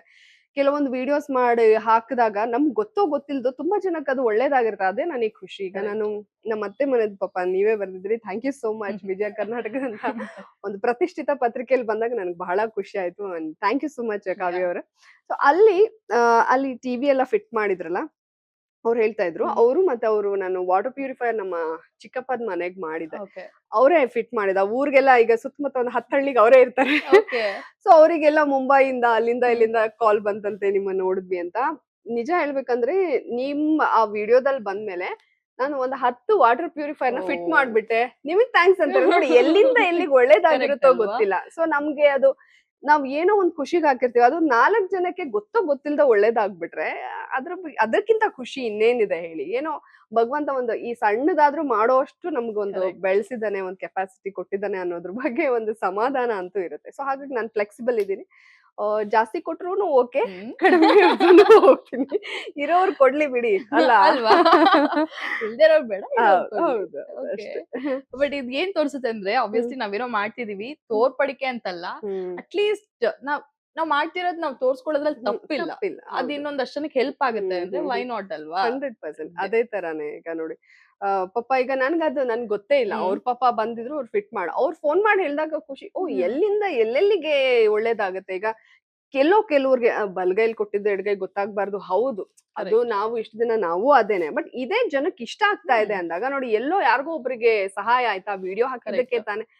ನಮ್ಗೆ ಪ್ರಮೋಷನ್ ನಾವ್ ಯಾರಿಗೋ ಮಾಡಕ್ ಹೋಗಿರ್ತೇವೆ, ಅದು ಇನ್ನು ಯಾರ್ಯಾರಿಗೂ ಪ್ರಮೋಟ್ ಆದಾಗ ಯಾಕೆ ಮಾಡ್ಬಾರ್ದು ಅಲ್ವಾ? ಈಗ ಸೋಷಿಯಲ್ ಮೀಡಿಯಾ ಪ್ರಪಂಚದಾದ್ಯಂತ ಒಂದು ಪಾಯಿಂಟ್ ಅಲ್ಲಿ ಎಲ್ರು ಕನೆಕ್ಟ್ ಮಾಡೋವಾಗ ಇದರಿಂದ ಇನ್ಯಾರಿಗೂ ಒಳ್ಳೇದಾಗತ್ತೆ ಅಂದ್ರೆ ಯಾಕೆ ಮಾಡ್ಬಾರ್ದು? ಹಾಗಾಗಿ Correct. ನಾನು ಅದು ಇದರಿಂದ ಒಳ್ಳೇದಾಗ್ತಾ ಇದೆ ಅಂದ್ರೆ ಹ್ಮ್. ಯಾರು ಏನೇ ನೆಗೆಟಿವ್ ಆಗಿ ಮಾಡಿದ್ರು ಇದರಿಂದ ಒಳ್ಳೇದಾಗ್ತಿದೆ ಅಷ್ಟೇ, ನಾನು ಹ್ಮ್. ಅಷ್ಟಕ್ಕೆ ಸ್ಟಿಕ್ ಆನ್ ಆಗ್ಬಿಡ್ತೀನಿ. ಸೂಪರ್. ಈಗ ಜಾನ್ವಿ ಅವರು ರಾಜಕೀಯಕ್ಕಂತೂ ಎಂಟ್ರಿ ಕೊಟ್ಟಾಗಿದೆ. ಹ್ಮ್ ಸೊ ಇಷ್ಟು ದಿನ ಒಂದ್ ರೀತಿ ಇತ್ತು ಲೈಫ್. ಈಗ ಇನ್ನೊಂದು ಆಡ್ ಆನ್ ಆಗಿದೆ ಅಷ್ಟೇ. ಹ್ಮ್ ಹ್ಮ್ ಹ್ಮ್ ಸೊ ಈಗ ಮನೇಲಿ ನೀವು ಹೌಸ್ ವೈಫ್ ಕೂಡ, ಅಂದ್ರೆ ಅಮ್ಮನ್ಗೆ ಮಗಳು, ಹ್ಮ್ ಮಗನ್ಗೆ ಅಮ್ಮ ಕೂಡ. ಹ್ಮ್. ಸೊ ಇಷ್ಟು ರೋಲ್ಸ್ ಇದೆ. ಹೇಗ್ ಹೌದು. ಬ್ಯಾಲೆನ್ಸ್ ಮಾಡ್ತಾ ಇದ್ರೆ? ಆಬ್ವಿಯಸ್ಲಿ ಅಮ್ಮ ಬಿಗ್ ಸಪೋರ್ಟ್ ನಿಮ್ಗೆ. ಹೌದು ಹೌದು. ಸೊ ಹೇಗಿದೆ ಈಗ? ನೀವ್ ಹೇಳ್ದಾಗೆ ಅಮ್ಮನ ಸಪೋರ್ಟ್ ಇರೋದಕ್ಕೆ ಇದೆಲ್ಲ ಸಾಧ್ಯ ಆಗ್ತಾ ಇದೆ. ಮುಂಚಿಂದನೂ ನನ್ಗೇನಂದ್ರೆ ಏನೋ ಒಂಚೂರು ರಿಸ್ಕ್ ತಗೊಳ್ಳೋದಂದ್ರೆ ನಾನು ಅದನ್ನೇ ತುಂಬಾ ಎಂಜಾಯ್ ಮಾಡ್ತೀನಿ. ಚಾನೆಲ್ಗಳಿದ್ದಾಗ್ಲೂ ಕೂಡ ನಮ್ಗೆ ಶಿಫ್ಟ್ ವರ್ಕ್ಸ್ ಇರ್ತಾ ಇತ್ತು. Correct. ಬೆಳಗ್ಗೆ 3 ಗಂಟೆಗೆ ಎದ್ದು ಮಾಡಿ ಹೋಗೋದು. ಹಾಗಾಗಿ ಅದ್ ನನಗೆ ಅಭ್ಯಾಸ ಆಗೋಗ್ಬಿಡಿದೆ. ಅದನ್ನ ನಾನು ತುಂಬಾ ಎಂಜಾಯ್ ಮಾಡ್ತೀನಿ. ಕೆಲ್ಸಗಳು ಬಂದಾಗ್ಲೇ ನಾನು ಜಾಸ್ತಿ ಎಂಜಾಯ್ ಮಾಡೋದು. 1 ದಿನ 2 ದಿನ ಕೂತ್ಬಿಟ್ರು ಏನೋ ಮಾಡ್ತಾ ಇಲ್ವಲ್ಲ ಅನ್ನೋ ತರ ಫೀಲ್ ಆಗುತ್ತೆ. ನಾನೇನೋ ಮಾಡ್ತಾ ಇಲ್ಲ, ನಾನೇನು ಮಾಡ್ತಾ ಇಲ್ಲ ಅನ್ನೋ ತರ ಫೀಲ್ ಆಗ್ಬಿಡುತ್ತೆ. ನನಗೆ ಅದೇನೋ ಕೆಲ್ಸದ ಹುಚ್ಚು. Okay. ಹುಡುಕೊಂಡಾದ್ರೂ ಮಾಡ್ಬಿಡ್ತೀನಿ. ಆ ತರದ ನನಗೆ ಸುಮ್ನೆ ಕೂತಿ ಅಭ್ಯಾಸ ಇಲ್ಲ. ಹಾಗಾಗಿ ನಾನು ಎಂಜಾಯ್ ಮಾಡ್ತೀನಿ. ಈ ರಾಜಕಾರಣದಲ್ಲಿ ಇದ್ರೂನು ಅದೇನ್ ಡೈಲಿ ಇರಲ್ಲ. ಏನೋ ನಮ್ಮ ಇದನ್ನ ಅಭಿಪ್ರಾಯ ವ್ಯಕ್ತಪಡಿಸೋದಕ್ಕೆ Correct. ಸೋಷಿಯಲ್ ಮೀಡಿಯಾ ಇದೆ. ನಾನು ಎಲ್ಲೋ ಹೋಗ್ಬೇಕು ಅಂತ ಏನಿಲ್ಲ. ಆ ರೈತರ ಪರವಾಗಿ ನಿಂತ್ಕೋಬೇಕು ಅಂದಾಗ ಹೋಗ್ತೀನಿ, ಮಾಡ್ತೀನಿ. ಇವತ್ತಿಗೂ ನಾನ್ ನನ್ ಮಗನ್ನ ಡ್ರಾಪ್ ಮಾಡೋದು, ಕರ್ಕೊಂಬರೋದು ನಾನೇ. ಹೆಂಗೋ ಬ್ಯಾಲೆನ್ಸ್ ಮಾಡ್ಕೊಂಡ್ಬಿಡ್ತೀನಿ ನಾನು. ಸಮ್‌ಟೈಮ್ಸ್ ಇಲ್ಲ ಅಂದಾಗ ಏನೋ ಬುಕ್ ಮಾಡ್ತೀನಿ ಹೊರತ. ಸೊ ಆ ಒಂದು ಜವಾಬ್ದಾರಿಯಿಂದ ನನಗೆ ನುಣುಚ್ಕೊಳಕ್ ಇಷ್ಟನೂ ಇಲ್ಲ. ನನ್ಗದ್ ಸಮಾಧಾನನೂ ಆಗಲ್ಲ. Correct. ಏನೋ ನಾನ್ ಮಾಡ್ತಾ ಇಲ್ಲ ಅನ್ನೋ ತರ ನಾನು ಹೇಳ್ದಾಗೆ ನನಗೆ ಗಿಲ್ಟ್ ಆಗ್ಬಾರ್ದು. ಇಲ್ಲಪ್ಪ ಇಷ್ಟು ಮಧ್ಯೆ ನಾನು ಅವನಿಗೆ ಟೈಮ್ ಕೊಡ್ತಾ ಇದೀನಿ. Correct. ಅಮ್ಮನ್ಗೆ ಟೈಮ್ ಕೊಡ್ತಾ ಇದೀನಿ. ಅವ್ರ ಆರೋಗ್ಯ ಇರ್ಬೋದು ಅಥವಾ ಅವ್ರ ರಿಲೇಟಿವ್ಸ್ ಮನೆಗ್ ಕರ್ಕೊಂಡ್ ಹೋಗೋದಿರ್ಬೋದು. ಅದೆಲ್ಲ ನಾನು ಅದು ನನ್ನ ಪಾರ್ಟ್ ಅಂತ ಅನ್ಬಿಟ್ಟು ಪಾರ್ಟ್ ಆಫ್ ಮೈ ವರ್ಕ್. ನಾನು ಎಷ್ಟೇ ಬ್ಯುಸಿ ಆಗಿದ್ರು Correct. ಯಾರಿಗೂ ಏನು ಕಮ್ಮಿ ಮಾಡ್ಬಾರ್ದು. ಅದು ಊಟ ಇರ್ಬೋದು, ರೆಸ್ಟೋರೆಂಟ್ ಇರ್ಬೋದು, ಅಥವಾ ಅವನಿಗೆ ಏನ್ ಸಿನಿಮಾ ಇಷ್ಟನಾ, ಅದು ಫುಟ್ಬಾಲ್, ಹಂಗೆ ಅದನ್ನೆಲ್ಲ ನಾನು ಬ್ಯಾಲೆನ್ಸ್ ಮಾಡ್ಕೊತಾನೆ ಬಂದಿದ್ದೀನಿ. ಸೊ ಅವರು ಕೂಡ ನಂಗೆ ತುಂಬಾ ಸಪೋರ್ಟಿವ್ ಆಗಿದ್ದಾರೆ. ಮಗ ಕೂಡ ತುಂಬಾ ಅವ್ನು ಯಾವಾಗ್ಲೂ ರೇಗಿಸ್ತಾನೆ ಇರ್ತಾನೆ. ಏನ್ ಬಿಡ್ದಿ ರೇಗಿಸ್ತಾನೆ? ಇಲ್ಲ ಬಿಡ್ದಿ ಹೋರಾಟ ಅದೆಲ್ಲ ಅಂದಾಗ Okay. ನೀನ್ ಯಾವಾಗ್ಲೂ ಅಲ್ಲೇ ಹೋಗು, ನೀನ್ ಯಾವಾಗ್ಲೂ ಅಲ್ಲೇ ಹೋಗು ಅಂತಿರ್ತಾನೆ. ಬಟ್ ಅದ್ರ ಬಗ್ಗೆ ಅವನಿಗೆ ಖುಷಿ ಇರುತ್ತೆ. Is matured. ಅವ್ನ್ ಏನು ಸ್ಯಾರಿ ಬಗ್ಗೆ ಎಲ್ಲ ನಮ್ಮಮ್ಮಂಗ್ ಖುಷಿಯಾಗಿದ್ದಾರೆ. ಕನ್ಸಿಡರ್ ಇದೆ ಈಗ. ಹೌದೌದು. ಅವ್ರಿಗೆ ತುಂಬಾ ಖುಷಿ ಇದೆ. ಮಗ ಕೂಡ ಅವನಿಗೆ ಗೊತ್ತು. ನೆಕ್ಸ್ಟ್ ನೀನ್ ಏನ್ ಮಾಡ್ತೀಯಾ ಏನು ಅಂತ ಕೇಳ್ತಾ ಅದೆಲ್ಲ ಡಿಸ್ಕಸ್ ಮಾಡ್ತಿರ್ತಾನೆ. ನಾನ್ ಹಿಂಗೆ ಅಂತೆಲ್ಲ ಹೇಳ್ತಿರ್ತೀನಿ. ಅವನಿಗೂ ಗೊತ್ತು ನಾನ್ ಸ್ವಲ್ಪ ಆಕ್ಟಿವ್ ಅಂತ. ಎಲ್ರು ಕೂಡ ತುಂಬಾ ಸಪೋರ್ಟ್ ಮಾಡ್ತಾರೆ. ಇವತ್ತೇನೋ ನನ್ ಪಿಕಪ್ ಮಾಡಕ್ ಆಗಲ್ಲ ಅಂದ್ರೆ ಸರಿ ಆಯ್ತು ಅಂತಾನೆ. ಅವನು ಸ್ವಲ್ಪ ಗ್ರೋನ್ ಅಪ್ ಇದಾನಲ್ಲ. ಹಾಗಾಗಿ ಈ ಹಂತದಲ್ಲಿ ಎಲ್ರು ಅವ್ರವ್ರ ಕೆಲ್ಸ ಅವ್ರು ಮಾಡ್ಕೊಳ್ಳೋಷ್ಟು ಶಕ್ತರು ಇರೋದ್ರಿಂದ ನಾನು ನನಗೆ ಏನ್ ಇಷ್ಟ ಆ ಹಾದಿಯಲ್ಲಿ ಹೋಗೋದಕ್ಕೆ ಅನುಕೂಲ ಆಗ್ತಾ ಇದೆ. ಮಗನ್ ಬಗ್ಗೆ ಏನೆಲ್ಲ ಕನ್ಸ್ಗಳಿದೆ ಅಂತ? ಅವನ ಬಗ್ಗೆ ನಾನು ಮಕ್ಳು ಗೊತ್ತಲ್ಲ, ಫಿಕಲ್ ಮೈಂಡೆಡ್. ಬೆಳಿತಾ ಬೆಳಿತಾ ಅವನು ಹುಟ್ಟಾಗ ಫಸ್ಟ್ ಕ್ರಿಕೆಟರ್ ಆಗ್ತೀನಿ ಅಂತ. ವಿರಾಟ್ ಕೊಹ್ಲಿ ಅಂದ್ರೆ ಸಿಕ್ಕಾಬಟ್ಟೆ ಇಷ್ಟ. ವಿರಾಟ್ ಕೊಹ್ಲಿ ಆಯ್ತು. ಆಮೇಲೆ ವಿಜಯ್ ತಳಪತಿ ಅಂದ್ರೆ ಆಕ್ಟರ್ ಅಲ್ಲಿ ಸಿಕ್ಕಾಬಟ್ಟೆ ಇಷ್ಟ. ನಾವು ಮಾಸ್ಟರ್ ಮೂವಿ ಎಲ್ಲ ಥಿಯೇಟರ್ಗೆ ಹೋಗಿ ನೋಡ್ತಾ ಇದ್ವಿ ಅಂತಿದ್ದ. ಈಗ ಮೆಸ್ಸಿನ ಇಟ್ಕೊಂಡಿದ್ದಾನೆ. ಫುಟ್ಬಾಲ್ ಸ್ಕೂಲಲ್ಲಿ ಕೂಡ ಸೇರಿದಾನೆ. ಫಿಫಾ ವರ್ಲ್ಡ್ ಕಪ್ ನಡೀತಾ ಇದೆಯಲ್ಲ ನಿನ್ನೆ, ಅಲ್ಲಿ ಟೈಮಿಂಗ್ ಚೇಂಜ್ ಅಲ್ವಾ, ಮಿಡ್ ನೈಟ್ ಇದ್ರು ಕೂಡ ಅದನ್ನ ನೋಡಿದಾನೆ. ಸೊ ಅವನಿಗೆ ಬಹುಶಃ ಇನ್ನ ಬೆಳಿತಾ ಆಸಕ್ತಿ ಬೇರೆ ಕಡೆಗೆ ಹೋದ್ರೆ ಅವನಿಗೆ ಏನ್ ಇಷ್ಟನೋ ಅದೇ ನಂದು. ನನಗೆ ಅವನು ದೊಡ್ಡ ಆಕ್ಟರ್ ಆಗ್ಬೇಕು, ಇಲ್ಲ ಒಬ್ಬ ಒಳ್ಳೆ ಕ್ರಿಕೆಟರ್ ಆಗ್ಬೇಕು ಅಂತ ಆಸೆ ಇದೆ. ಸೊ ನೋಡ ಅವನೀಗ ಫುಟ್ಬಾಲ್ ಕಡೆ ಹೋಗಿದ್ದಾನೆ. ಅವನಿಗೆ ಏನ್ ಇಷ್ಟನೋ ಅದು ಕಂಪ್ಲೀಟ್ ಫ್ರೀಡಮ್ ಅವನಿಗೆ. ಅವ್ನು ಏನ್ ಹೇಳ್ತಾನೋ ಅದಕ್ಕೆ ನಾನು 100% ಸಪೋರ್ಟಿವ್ ಆಗಿರ್ತೀನಿ. ಇದೇ ನನಗಿಷ್ಟ, ಇದೇ ಮಾಡು ಅಂತ ನಾ ಹೇಳಲ್ಲ. ಅವನಿಗೆ ಏನ್ ಇಷ್ಟನೋ ಅದಕ್ಕೆ ಅದೇ ನಾನು ಹೇಳಿದ್ನಲ್ಲ, ಕ್ರಿಕೆಟ್ ಆಯ್ತು, ಆಕ್ಟಿಂಗ್ ಆಯ್ತು, ಈಗ ಫುಟ್ಬಾಲ್ ಅಲ್ಲಿ ಇದ್ದಾನೆ. ಮುಂದೆ ಇನ್ನೂ ಒಂದ್ ಏನಾದ್ರು ಬದಲಾವಣೆ ಆದ್ರೆ ನಾನು ಅದಕ್ಕೆ ಸಪೋರ್ಟ್ ಮಾಡ್ತೀನಿ. ಹಂಗೆ ಅಲ್ವಾ, ಈಗ ನಾನು ಫಸ್ಟ್ ಟೀಚರ್ ಆಗ್ಬೇಕು ಅನ್ಕೊಂಡಿದ್ದೆ. ಆಮೇಲೆ ಹಿಂಗೆ ರಾಜಕಾರಣಕ್ಕೆ ಬಂದ್ ಸೇವೆ ಮಾಡ್ಬೇಕು ಅನ್ಕೊಂಡಿದ್ದೆ. ಆಮೇಲೆ ಆಕ್ಟರ್ ಆಗ್ಬೇಕು ಅನ್ಕೊಂಡಿದ್ದೆ. ಬಹುಶಃ ನಾನು ಏನೇನ್ ಅನ್ಕೊಂಡಿದ್ದು ಎಲ್ಲ ಆಗಿದೆ. ಅದ್ರಲ್ಲಿ ನಾನು ಎಷ್ಟು ಮಟ್ಟಿಗೆ ಸಕ್ಸಸ್ ಆಗಿದ್ದೀನೋ ಇಲ್ವೋ ಗೊತ್ತಿಲ್ಲ, ಬಟ್ ಪ್ರಯತ್ನ ಅಂತೂ ಪಟ್ಟಿದ್ದೀನಿ. ಸೊ ಹಾಗಾಗಿ ಕನ್ಸ್ ಕಾಣ್ಬೇಕು ನಾವು. ಸೂಪರ್. ಅಂದ್ರೆ ಈಗ ರಿಯಾಲಿಟಿ ಶೋ ಬಗ್ಗೆ ಮಾತನಾಡ್ತೀವಿ. ಆಬ್ವಿಯಸ್ಲಿ ಬಿಗ್ ಬಾಸ್ ನಂತರ ಒಂದಷ್ಟು ರಿಯಾಲಿಟಿ ಶೋಸ್ ಗಳು ಕ್ರಿಯೇಟ್ ಅಂದ್ರೆ ಅವ್ರ ಮೈಂಡ್ ಅಲ್ಲಿ ಅದ್ ಮಾಡ್ಬೇಕಾದ್ರೆ ಇಂತಿಂತವ್ರು ಬರ್ಬೇಕು ಇರುತ್ತೆ. ಆಫರ್ಸ್ ಬಂದಿತ್ತಾ ಹೇಗೆ ಅಂತ? ರಿಯಾಲಿಟಿ ಶೋಗ ಇಲ್ಲ, ರಿಯಾಲಿಟಿ ಶೋಗೆ ಯಾವ್ದು ಬಂದಿಲ್ಲ. ಯಾವ್ದು ಕ್ವಾಟ್ಲೆ ಕಿಚನ್ ಆ ತರದಲ್ಲ ಯಾವ್ದು ಬಂದಿಲ್ಲ ರಿಯಾಲಿಟಿ ಶೋ. ಬಹುಶಃ ಅದು ಯಾರು ಸೂಟ್ ಆಗ್ತಾರೋ ಅವ್ರಿಗೆ ಇದ್ ಮಾಡ್ತಾರೆ. ನಾನು ಇಲ್ಲಿರೋದ್ರಿಂದ ರಿಯಾಲಿಟಿ ಶೋ ಯಾವ್ದು ಬಂದಿಲ್ಲ. Okay, super. ಈಗ ಇನ್ನು ಕೊನೆಯದು ಒಂದು ಈ ಪಾಪರಾಜಿ ಕಂಟೆಂಟ್ ಗಳ ಬಗ್ಗೆ ಮಾತನಾಡ್ಲೇಬೇಕು. ಅದೆಲ್ಲೋ ನಮಗೂ ಕೂಡ ಹರ್ಟ್ ಆಯ್ತು. ಒಂದು ವಿಡಿಯೋ ಅದು. ಅದೇನೋ ಯಾವ್ದ್ ಹೇಳಿ? ಲೈಟಿಂಗ್ ಸರಿ ಇರ್ಲಿಲ್ವೋ ಏನೋ ಗೊತ್ತಿಲ್ಲ. Okay okay. ಅದೇನೋ ಮಿಸ್ ಮ್ಯಾಚ್ ಆಯ್ತು ಏನೋ ಗೊತ್ತಿಲ್ಲ. ಬಟ್ ಅಲ್ಲ ಜಾನ್ವಿ ನಾವ್ ರಿಯಲ್ ಆಗಿ ನೋಡಿದೀವಿ. ಜಾನ್ವಿ ಹೇಗಿದ್ದಾರೆ ನಮಗೆ ಗೊತ್ತಿದೆ. ಬಟ್ ಅಲ್ಲೇನೋ ಆಯ್ತು. ಅದ್ ತುಂಬಾ ವೈರಲ್ ಆಯ್ತು. ಏನೇನೋ ಮಾತನಾಡಕ್ ಶುರು ಮಾಡಿದ್ರು. ಸೊ ನನ್ನನ್ನು ಡಿಮೋಟಿವೇಟ್ ಅಂತೂ ಮಾಡಲ್ಲ. ಅಗೇನ್ ಸತ್ಯದ ಕಡೆಗೆ ನಾನು ಹೋಗೋದು. ಏನಂದ್ರೆ ಕೆಲವ್ರಿಗೆ ಅದು ಡಿಸ್ಟರ್ಬ್ ಆಗುತ್ತೆ, ಕಿರಿಕಿರಿ ಇದೆ ಏನಪ್ಪ Correct. ಇವ್ರು ಹಿಂಗಾಗ್ತಾರೆ, ಬೇರೆಯವ್ರು ಕಳಿಸ್ತಾ ಇರ್ತಾರೆ ಪಾಪ ತಲೆ ಕೆಡಿಸ್ಕೊಂಡು ನೋಡು. ಯಾಕಂದ್ರೆ ತಲೆ ಕೆಡಿಸ್ಕೊಳ್ಳೋರು ಸ್ವಲ್ಪ ಜನ ಇದ್ದಾಗ ಸೊ ಅದ್ ಒಂದ್ ರೀತಿ ಏನಿದೆ ಅದನ್ನ ಬಿಟ್ಟು ಇನ್ನೇನೋ ಮಾಡಕ್ ಹೋಗ್ತಾರೆ Correct. ವ್ಯೂಸ್ಗೋಸ್ಕರ. ಸೊ ಅಗೇನ್ ಅವ್ರು ಪಾಪ ಹೊಟ್ಟೆ ಪಾಡಿಗೆ ಮಾಡ್ತಾರಲ್ಲ, ಹೋಗ್ಲಿ ಬಿಡಪ್ಪ ಅನ್ನೋ ತರ ಅನ್ಸ್ಬಿಡುತ್ತೆ. ಅದರಿಂದ ನಿಂಗ್ ವ್ಯೂಸ್ ಬರುತ್ತಾ, ನಿನ್ ಪೇಜ್ ಡೆವಲಪ್ ಆಗುತ್ತಾ, ಫಾಲೋವರ್ಸ್ ಆಗ್ತಾರ, ಎಂಗೇಜಿಂಗ್ ಸಿಗುತ್ತಾ ಆ ವಿಡಿಯೋಗೆ, ಬಿಡು ನಿನ್ಗೋಸ್ಕರ ನಾವು ಕೆಟ್ಟವ್ರ ಆಗ್ಬಿಡೋಣ, ನಾವು ಕಪ್ಪಗೆ ಆಗ್ಬಿಡೋಣ, ಏನಾಗುತ್ತೆ ಅಲ್ವಾ? ಹಂಗ ಅನ್ಸುತ್ತೆ. ಸಮಟೈಮ್ಸ್ ನಗು ಬರುತ್ತೆ. ನಾನು ಈಗ ಜಸ್ಟ್ ನೋಡ್ತಾ ಇದ್ದೆ, ಓಕೆ. ನಂದು ಮೊಬೈಲ್ ಕವರ್ ತುಂಬಾ ಇದು ಫುಲ್ ಓಕೆ. ಆದ್ರೆ ನನ್ಗೆ ಜ್ಯೋತಿಷಿ ಹೇಳಿದ್ರು ಯೆಲ್ಲೋ ಕಲರ್ ಕವರ್ ಹಾಕೋಬೇಕಂತ. Okay okay. ಸೊ ಹಾಗಾಗಿ ನಾನು ತುಂಬಾ ಹುಡುಕ್ತೆ, ಇದು ತುಂಬಾ ಡಾರ್ಕ್, ಇದನ್ನ ನಾವು ತುಪ್ಪದ ಕಲರ್ ಅಂತ ಅಂತೀವಿ. ಸೊ ಅದಕ್ಕೆ ಜಾನ್ವಿ ಹೊಸ ಮೊಬೈಲ್ ಕವರ್ ನೋಡಿ ಕಣ್ಣಿಗೆ ಕುಕ್ಕೋ ಆಗಿದೆ ಅಂತ ಈಗ ಯಾರೋ ಹಾಕಿದ್ರು. ಈಗ ಜಸ್ಟ್ ನೋಡ್ಕೊಂಡ್ ಬಂದೆ, ನಗು ಬಂತು. ಅದ್ ಯಾವ್ದೋ ಹಳೇ ಇದೇ ಸಾರಿಯಲ್ಲಿ ಇದ್ದೆ ನಾನು, Okay. ಯಾವ್ದೋ ಅಜ್ಜೋರ್ ಕೂಡ ಬಂದಿದ್ರು Okay. ಆ ಫಂಕ್ಷನ್ ಅಲ್ಲಿ, ಅದನ್ನ ಇಟ್ಕೊಂಡು ಹಾಕಿದ್ರು. ಅಂದ್ರೆ ನಗುನು ಬರುತ್ತೆ ನನಗೆ. Correct. ಕೆಲವು ಸಲ ಈ ತರ ಎಲ್ಲ ಹಾಕ್ತಾರೆ, ಆದ್ರೆ ಪ್ಯೂರ್ಲಿ ವ್ಯೂಸ್ಗೋಸ್ಕರ, ಕೆಲವು ಫನ್ ಆಗು ಕೂಡ ಹಾಕ್ತಾರೆ. ಬಟ್ ಇನ್ನ ಕೆಲವ್ರು ಇನ್ನ ಬೇರೆ ಬೇರೆ ತರ ಹಾಕ್ತಾ ಇದ್ರು. ಅದನ್ನ ಸಪ್ತಮಿ ಗೌಡ ಅವರು ಕೂಡ ಧ್ವನಿ Yes. ಎತ್ತಿದ್ರು. ಸುಮಾರು ಜನ ಅವ್ರಿಗೆ, ನಟರು ನಟಿಯರು ಎಲ್ರು ಕೂಡ ಅವ್ರಿಗೆ ಕೈ ಜೋಡಿಸಿದ್ರು. ಸೊ ಹಾಗಾಗಿ ಆ ತರದ್ ಆಗತ್ತೆ. ಬಟ್ ಅವ್ರಿಂದ ನನ್ಗೆ ತುಂಬಾ ಅದೇ ಎಲ್ಲೋ ಕೆಲವ್ರು ಹೀಗ್ ಮಾಡ್ತಾರೆ. ಬಟ್ ತುಂಬಾ ಜನ ನನಗೆ ತುಂಬಾ ಪಾಸಿಟಿವ್ ಆಗಿ ನಿಜ. ಮಾಡಿದಾರೆ. ಆ ಪಾಪರಾಜಿಗಳು ನನಗೆ ಬಹಳ ಖುಷಿ ಆಗುತ್ತೆ. ಎಲ್ಲಿ ಹೋದ್ರು ಪಾಪ ಹಿಡ್ದ ಹಾಕ್ಬಿಡ್ತಾರ. ಓ ಬಂದ್ರಿ ನೀವ್ Senior ಅಲ್ಲಿದ್ದೀರಾ ಅಲ್ವಾ? ನೋಡ್ದೆ. ಒಂದು ಸೀನಿಯರ್ ಅನ್ನೋದು ಒಂದು ಆ ಒಂದು ಕನೆಕ್ಷನ್. ಸೊ ಹಂಗಾಗಿ ಅವರು ಪಾಪ ತುಂಬಾ ಸಪೋರ್ಟಿವ್ ಆಗಿದ್ರೆ. ಎಲ್ಲೋ ಒಬ್ಬೊಬ್ರು ಹಿಂಗ್ ಮಾಡ್ತಾರೆ. ಇನ್ನ ಕೆಲವ್ರು ಏನ್ ಮಾಡ್ತಾರೆ ಅಂದ್ರೆ, ನಂದ್ ಇರೋದೇ ಬ್ರೆಜಾ ಕಾರ್ ಆಯ್ತಾ, ಜಾಹ್ನವಿ ಯಾವ್ದು ಐಷಾರಾಮಿ ಬೆನ್ಸ್ ಕಾರಲ್ಲಿ ಹಿಂಗ್ ವೈಟ್ ಕಾರ್ ಹಿಂಗ್ ಬರ್ತಾ ಇರುತ್ತೆ, ಇಳಿಯೋವಾಗ ಬೆನ್ಸ್ ಕಾರ್ ಅರ್ಧ ಕಟ್ ಮಾಡ್ಬಿಟ್ಟು ಆಮೇಲೆ ನಾನ್ ಮಾಮೂಲಿ ಇಳಿಯೋವಾಗ ಅದು ಆ ತರ ಎಲ್ಲಾ ಮಾಡ್ತಾರೆ. ಆ ವ್ಯೂಸ್ಗೋಸ್ಕರ ಮಾಡ್ತಾರೆ. ಐಷಾರಾಮಿ ಬೆನ್ಸ್ ಕಾರಲ್ಲಿ ಎಂಟ್ರಿ, ಆ ಕಾರು ಈ ಕಾರು ಅಂತೆಲ್ಲ. ಸೊ ಅವರು ಆ ವ್ಯೂಸ್ಗೋಸ್ಕರ ಮಾಡೋದು. ಎಲ್ಲೋ ಒಂದ್ ಕಡೆ ರಾಂಗ್ ಮೆಸೇಜ್. ಓ ಇವ್ರ ಹತ್ರ ಬೆನ್ಸ್ ಇದೆಯಂತೆ ಅಂತ ಕೆಲವ್ರು ಅನ್ಕೊಂಡೇ ಬಿಡ್ತಾರಲ್ವಾ. ಈಗ ಕೆಲವ್ರಿಗೆ ಕಟ್ ಅಂಡ್ ಪೇಸ್ಟ್ ಅನ್ನೋದು ಗೊತ್ತಾಗತ್ತೆ, ಅಥವಾ ನನ್ನ ಹತ್ರ ಏನ್ ಕಾರ್ ಇದೆ ಅದು ನನಗ್ ಗೊತ್ತಿರುತ್ತೆ, ನನ್ ಗೊತ್ತಿರೋರ್ಗ್ ಗೊತ್ತಿರುತ್ತೆ. ಸೊ ಆ ತರದೆಲ್ಲ ಮಾಡ್ತಾರೆ, ಪ್ಯೂರ್ಲಿ ಅವ್ರ ವ್ಯೂಸ್ಗೋಸ್ಕರ ಮಾಡೋದು. ದಯಮಾಡಿ ಮಾಡ್ಬಿಡಿ. ಈಗ ನಾನು ಕೆಲವನ್ನ ಸಿಲ್ಲಿಯಾಗಿ ತಗೋತೀನಿ, ಬಿಟ್ಟು ಬಿಡ್ತೀನಿ. ಬಟ್ ಕೆಲವ್ರಿಗೆ ಅದು ತುಂಬಾ ಹರ್ಟ್ ಆಗುತ್ತೆ, ತುಂಬಾ ಸೆನ್ಸಿಟಿವ್ ಆಗಂತ. ನಾನ್ ಸೆನ್ಸಿಟಿವ್ ಅಲ್ಲ ಅಂತಲ್ಲ, ನೀವೇ ನನ್ನನ್ನು ಸ್ಟ್ರಾಂಗ್ ಮಾಡಿರೋದು. ಹಿಂಗೆ ಮಾಡಿ ಮಾಡಿ ಮಾಡಿ ಅಯ್ಯೋ ಬಾಗ್ ಏನಾದ್ರು ಮಾಡ್ಕೊ ಅನ್ನೋ ತರ ಆಗಿರುತ್ತೆ. ಸೊ ಹಾಗಾಗಿ ರಾಂಗ್ ಮೆಸೇಜ್ ಹೋಗ್ಬಾರ್ದು. ಈಗ ಫನ್ ಆಗಿ ಇದು ಮೊಬೈಲ್ ಕವರ್ ಇಂಥದ್ದೆಲ್ಲ ಹಾಕ್ಲಿ, ಅದು ಫನ್ ಆಗಿರುತ್ತೆ, ನಗಾಡ್ತೀವಿ, ಸುಮ್ನಾಗ್ತೀವಿ. ಪಾಪ ಇನ್ನ ಕೆಲವ್ ಏನೇನೋ ಹಾಕ್ತಾ ಇರ್ತಾರೆ ಪಾಪ, ಅವ್ರದ್ದು ತಮ್ನೇಲ್ಗಳು ಬಹಳ ಮಜಾ ಇರುತ್ತೆ. ನಾನು ನೋಡಿ ನೋಡಿ ಅಯ್ಯೋ ಇದೆಲ್ಲ ಸುದ್ದಿ ಮಾಡ್ತಾರಲ್ಲ ಅನ್ಸುತ್ತೆ. ಸಮ್ಟೈಮ್ಸ್ ಕ್ಯೂಟ್ ಅನ್ಸುತ್ತೆ, ಸಮ್ಟೈಮ್ಸ್ ಫನ್ನಿ ಅನ್ಸುತ್ತೆ, ಸಮ್ಟೈಮ್ಸ್ ಇರಿಟೇಟ್ ಮಾಡೋ ತರನು ಹಾಕ್ತಾರೆ. ಬಟ್ ಅದೇ ಅವ್ರು ಬದ್ಲಾಗ್ಬೇಕು. ಅಗೇನ್ ನಾವ್ ವ್ಯೂಸ್ಗೋಸ್ಕರ ಇನ್ನೊಬ್ರನ್ನ ಈ ತರ ಎಲ್ಲ ನಾವು ಬಳಸ್ಕೋಬಾರ್ದು ಅನ್ನೋದು ಅವ್ರು ಅನ್ಕೋಬೇಕಷ್ಟೇ, ಅವ್ರಿಗೆ ತಿಳಿಬೇಕು. ಬೆನ್ಸ್ ಇಲ್ಲ ಅಲ್ಲ? ಇಲ್ಲ, ಬ್ರೆಜಾನೇ ಇರೋದು. ಐ ಡೋಂಟ್ ನೋ, ನನಗೆ ಬೆನ್ಸು ಅದೆಲ್ಲದಕ್ಕಿಂತ ಈಗ ಸದ್ಯಕ್ಕೆ ನಾನು ರಾಜಕೀಯಕ್ಕೆ ಬಂದಿರೋದ್ರಿಂದ ನನ್ಗೆ ಆ ಕಾರ್ ಏನಿದೆ ಅದು ನನ್ಗೆ ತುಂಬಾ ಒಂಥರ ಎಮೋಷನಲ್ ಕನೆಕ್ಷನ್. ಎಲ್ಲಾ ಕಡೆ ಕರ್ಕೊಂಡು ಹೋಗುತ್ತೆ. ಯಾಕಂದ್ರೆ ಅದಕ್ಕಿಂತ ಮುಂಚೆ ನಾನು 2 ವೀಲರ್ ಅಲ್ಲಿ ಬಟ್ಟೆಗಳನ್ನೆಲ್ಲ ಇಟ್ಕೊಂಡು ಕಾಲಿಡಕ್ಕೂ ಕೂಡ ಜಾಗ ಇರ್ತಾ ಇರ್ಲಿಲ್ಲ. ಅಂತದ್ರಲ್ಲಿ ನನ್ಗೆ ಅದೇನೋ ಒಂದು ಎಮೋಷನಲ್ ಕನೆಕ್ಷನ್ ಬಿಲ್ಡ್ ಆಗಿದೆ. ಇನ್ನೊಂದ್ ಕಾರ್ ತಗೋಬೇಕು ಮಾಡ್ಬೇಕು ಅನ್ನೋದೇನಿಲ್ಲ. ಹಂಗೇನಾದ್ರು ಬಂದ್ರೆ ಒಂಚೂರು ಜನಗಳ ಜೊತೆ ಜನಸೇವೆ ಮಾಡೋಣ ಅನ್ಸುತ್ತೆ ಹೊರತು ನನಗೇನೋ ದೊಡ್ಡ ಕಾರ್ ತಗೋಬೇಕು ಅಂತ. ನಾನ್ ಕಂಫರ್ಟೇಬಲ್, ನನ್ಗೆ ಒಂದು ಫ್ಲಾಟ್ ಇದೆ, ಒಂದು ಕಾರ್ ಇದೆ, ನನಗ್ ಕಂಫರ್ಟೇಬಲ್. ನನ್ ತುಂಬಾ ತುಂಬಾ ದೊಡ್ಡ ಇನ್ನೊಂದ್ ಲಕ್ಸುರಿ ಕಾರ್ ತಗೋಬೇಕು ಆತರ ಎಲ್ಲ ನನಗೇನಿಲ್ಲ.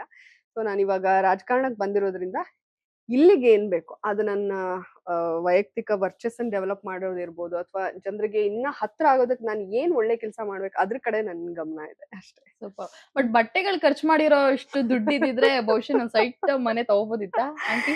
ಇಲ್ಲ, ಆಕ್ಚುಲಿ ಅದು ನಮ್ಮಮ್ಮ ಬೈತಾರೆ. ನಾನ್ ಏನಂದ್ರೆ ನನ್ಗೇನ್ ಬ್ರಾಂಡೆಡ್ ಬೇಕು ಅಂತ ಏನಿಲ್ಲ, ನಿಮಗೆ ಚೆನ್ನಾಗಿ ಕಾಣಿಸೋ ತರ ಕಂಫರ್ಟೇಬಲ್ ಆಗಿರೋದು. ಆ ಇಯರಿಂಗ್ಸ್ ಅಂದ್ರೆ ಆ ಶೋ ನಲ್ಲಿ ನಾನು ಚೆನ್ನಾಗಿ ಕಾಣಿಸ್ಬೇಕು ಅಂತ ಒಂದ್ ಸ್ವಲ್ಪ ಇನ್ವೆಸ್ಟ್ ಮಾಡಿದೆ. ಇನ್ನೊಂದ್ ಸ್ವಲ್ಪ ನಿಮ್ಗೆ ಗೊತ್ತು ಕೊಲಾಬ್ರೇಷನ್ ಸಿಗತ್ತೆ. ವೀಕೆಂಡ್ ಕಾಸ್ಟ್ಯೂಮ್ ಇರ್ಬೋದು, ವೀಕ್ ಡೇ ಸಾರಿಗಳೆಲ್ಲ ಕೊಲಾಬ್ರೇಷನ್ ಸಿಕ್ಕಿರುತ್ತೆ. ಬಟ್ ಅದನ್ನು ಜನ ಗೊತ್ತಾಗಲ್ಲ. ಓ ಇಷ್ಟೊಂದ್ ಬಟ್ಟೆ ಖರ್ಚು ಮಾಡ್ತಾರೆ. ಬಟ್ಟೆ ಖರ್ಚು ಮಾಡಿದ್ದೆ, ಬಟ್ ಕೊಲಾಬ್ರೇಷನ್ ಕೂಡ ನನಗೆ ಸಿಕ್ಕಿತ್ತು. ಸೊ ಹಾಗಾಗಿ ಚೆನ್ನಾಗಿ ಕಾಣಿಸ್ಕೊಂಡಿದ್ದೆ. ಇವಾಗ ನನಗೆ ಆ ಕೊಲಾಬ್ರೇಷನ್ ಎಲ್ಲದಕ್ಕಿಂತ ಹೆಚ್ಚಾಗಿ ಕಂಪ್ಲೀಟ್ ಆಗಿ ಇದೇನ್ ಇಶ್ಯೂ ಆಗಿದೆ ಅದ್ರ ಕಡೆನೇ ಗಮನ ಇದೆ ಅಷ್ಟೇ. ಕರೆಕ್ಟ್. ಓಕೆ. ಇನ್ನು ಮುಂದಿನ ಪ್ಲಾನ್ಸ್ ಏನೇನು ಅಂತ ಜಾನ್ವಿ ಅವ್ರದ್ದು ಈಗ ರಾಜಕೀಯದ ತಗೊಳ್ಳೋದಾದ್ರೆ? ಹೌದು, ನನಗೆ ಇಲ್ಲಿ ಜನಗಳಿಗೆ ಹತ್ರ ಆಗಿ ಒಬ್ಬ ಒಳ್ಳೆ ಲೀಡರ್ ಅನ್ನೋದಕ್ಕಿಂತ ಒಳ್ಳೆ ಜನ ಸೇವಕಿಯಾಗಿ ಬೆಳಿಬೇಕು ಅನ್ನೋದು ನನಗೆ ಬಹಳ ಆಸೆ ಇದೆ, ಮಹದಾಸೆ ಇದು. ಇದರಲ್ಲಿ ಏರಿಳಿತಗಳಾಗ್ಬೋದು, ಏಳು ಬೀಳು ಬರ್ಬೋದು, ಸೋಲು ಗೆಲುವು ಎಲ್ಲನ್ನೂ ನಾನು ಸಮಾನವಾಗಿ ಸ್ವೀಕರಿಸಿ ಹೋಗ್ತೀನಿ. ವ್ಯವಸ್ಥೆಯಲ್ಲಿ ಬದಲಾವಣೆ ಮಾಡೋದಕ್ಕೆ ನನ್ನ ಕೈಲಾದಷ್ಟು ಪ್ರಯತ್ನ ನಾನು ಬದುಕಿರೋವರೆಗೂ ಮಾಡ್ತೀನಿ. ಅದಿದೆ, ಇದೇ ಹಾದಿಯಲ್ಲಿ ಹೋಗ್ಬೇಕು. ಜನರ ಜೊತೆನೇ ಇರಬೇಕು. ಅದು ಅವ್ರನ್ನ ಸೋಲಿಸ್ತಾರೋ ಗೆಲ್ಲಿಸ್ತಾರೋ ಗೊತ್ತಿಲ್ಲ. ಅವ್ರ ಜೊತೆ Correct. ಇರಬೇಕು ಅಂತ ತೀರ್ಮಾನ ಮಾಡ್ಕೊಂಡು ಬಂದಿದ್ದೀನಿ. ಅವ್ರ ಜೊತೆನೇ ಇರ್ತೀನಿ. ಅದೇ ನನ್ನ ಮುಂದಿನ ಒಂದು ಪಯಣ. Keep rocking. Thank you so much. And ಹೀಗೆ ಅಂದ್ರೆ ಹ್ಮ್. ಏನಾನು ಮಾಡದೆ ಕೂರೋ ಬದಲು ಏನಾದ್ರು ಮಾಡ್ತಾ ಇರೋಣ ಅನ್ನೋ ಒಂದು ನಿಮ್ಮ ಮೈಂಡ್ ಸೆಟ್ ಇದೆಯಲ್ಲ, ಅದ್ ಇನ್ಸ್ಪೈರ್ ಮಾಡ್ತಾ ಇರ್ಲಿ ಹೀಗೆ ನಮ್ಮೆಲ್ಲರನ್ನು ಕೂಡ. ಅಂಡ್ ಸಿನಿಮಾಗಳಲ್ಲಿ ನೋಡೋ ಅವಕಾಶ ಸಿಗ್ಲಿ ಇನ್ನೂ ಹೆಚ್ಚಾಗಿ. So thank you so much time ಕೊಟ್ಟು ನಮ್ ಜೊತೆ ಮಾತನಾಡಿದ್ದಕ್ಕೆ. ಅಂಡ್ ಬೆಸ್ಟ್ ವಿಶಸ್ ನಿಮಗೆ Janhvi. Thank you so much Kavya ಅವರೇ. ನೀವು ಆಲ್ವೇಸ್ ತುಂಬಾ ಸಪೋರ್ಟಿವ್ ಆಗಿದ್ದೀರಾ. ಅದು ಬಿಗ್ ಬಾಸ್ ಇರ್ಬೋದು, ಸಿನಿಮಾ ಇರ್ಬೋದು, ಜೊತೆಗೆ ನಾನು ಹೇಳ್ದಾಗೆ ನಮ್ಮ ಅತ್ತೆ ಕೊಡ್ಸಿರೋ ಟಿವಿಯಿಂದ ಇಡ್ಬೋದು. ಅಂದ್ರೆ ಒಂದು ಒಳ್ಳೆ ನಿಮ್ಮಂತ ಒಂದು ಪ್ರತಿಷ್ಠಿತ ಸಂಸ್ಥೆ ನೀವು ಕೆಲಸ ಮಾಡ್ತಾ ಇದ್ದೀರಾ. ಆ ಪ್ರತಿಷ್ಠಿತ ಪತ್ರಿಕೆಯಲ್ಲಿ ಬಂದಾಗ ನಿಜವಾಗ್ಲೂ ನೋಡಿದಾಗ ಖುಷಿ ಆಗುತ್ತೆ. ಸೊ ಇವತ್ತಿಗೂ ಕೂಡ ನೀವು ಇಂಟರ್ವ್ಯೂ ಮಾಡಿದ್ರಿ. ಬಹಳ ವಿಚಾರಗಳನ್ನ ವಿಜಯ ಕರ್ನಾಟಕ ಮೂಲಕ ಶೇರ್ ಮಾಡ್ಕೊಳ್ಳೋದಕ್ಕೂ ಕೂಡ ನನಗೆ ಅವಕಾಶ ಆಯ್ತು. 100% ಮಾಡ್ತಾ ಇರ್ತೀನಿ. ನಿಮ್ಗಳ ಸಪೋರ್ಟ್ ಇದ್ರೆ ಹೆಚ್ಚಿನದಾಗಿ ಮಾಡೋದಕ್ಕೆ, ಹೆಚ್ಚಿನ ಜನರಿಗೆ ತಲುಪೋದಕ್ಕೂ ಕೂಡ ಅವಕಾಶ ಆಗುತ್ತೆ. Thank you. ನಿಮ್ಮ ಸಪೋರ್ಟ್ ಬ್ಲೆಸ್ಸಿಂಗ್ಸ್ ನನ್ನ ಮೇಲೆ ಇರ್ಲಿ. ಖಂಡಿತ. Thank you so much. So ನೋಡಿದ್ರಲ್ಲ, ಇದಿಷ್ಟು ಜಾನ್ವಿ ಅವರ ಮಾತಾಗಿತ್ತು. ಇನ್ನಷ್ಟು ಹೆಚ್ಚಿನ ಅಪ್ಡೇಟ್ಸ್ಗಾಗಿ ನೋಡ್ತಾ ಇರಿ ವಿಜಯ ಕರ್ನಾಟಕ ವೆಬ್.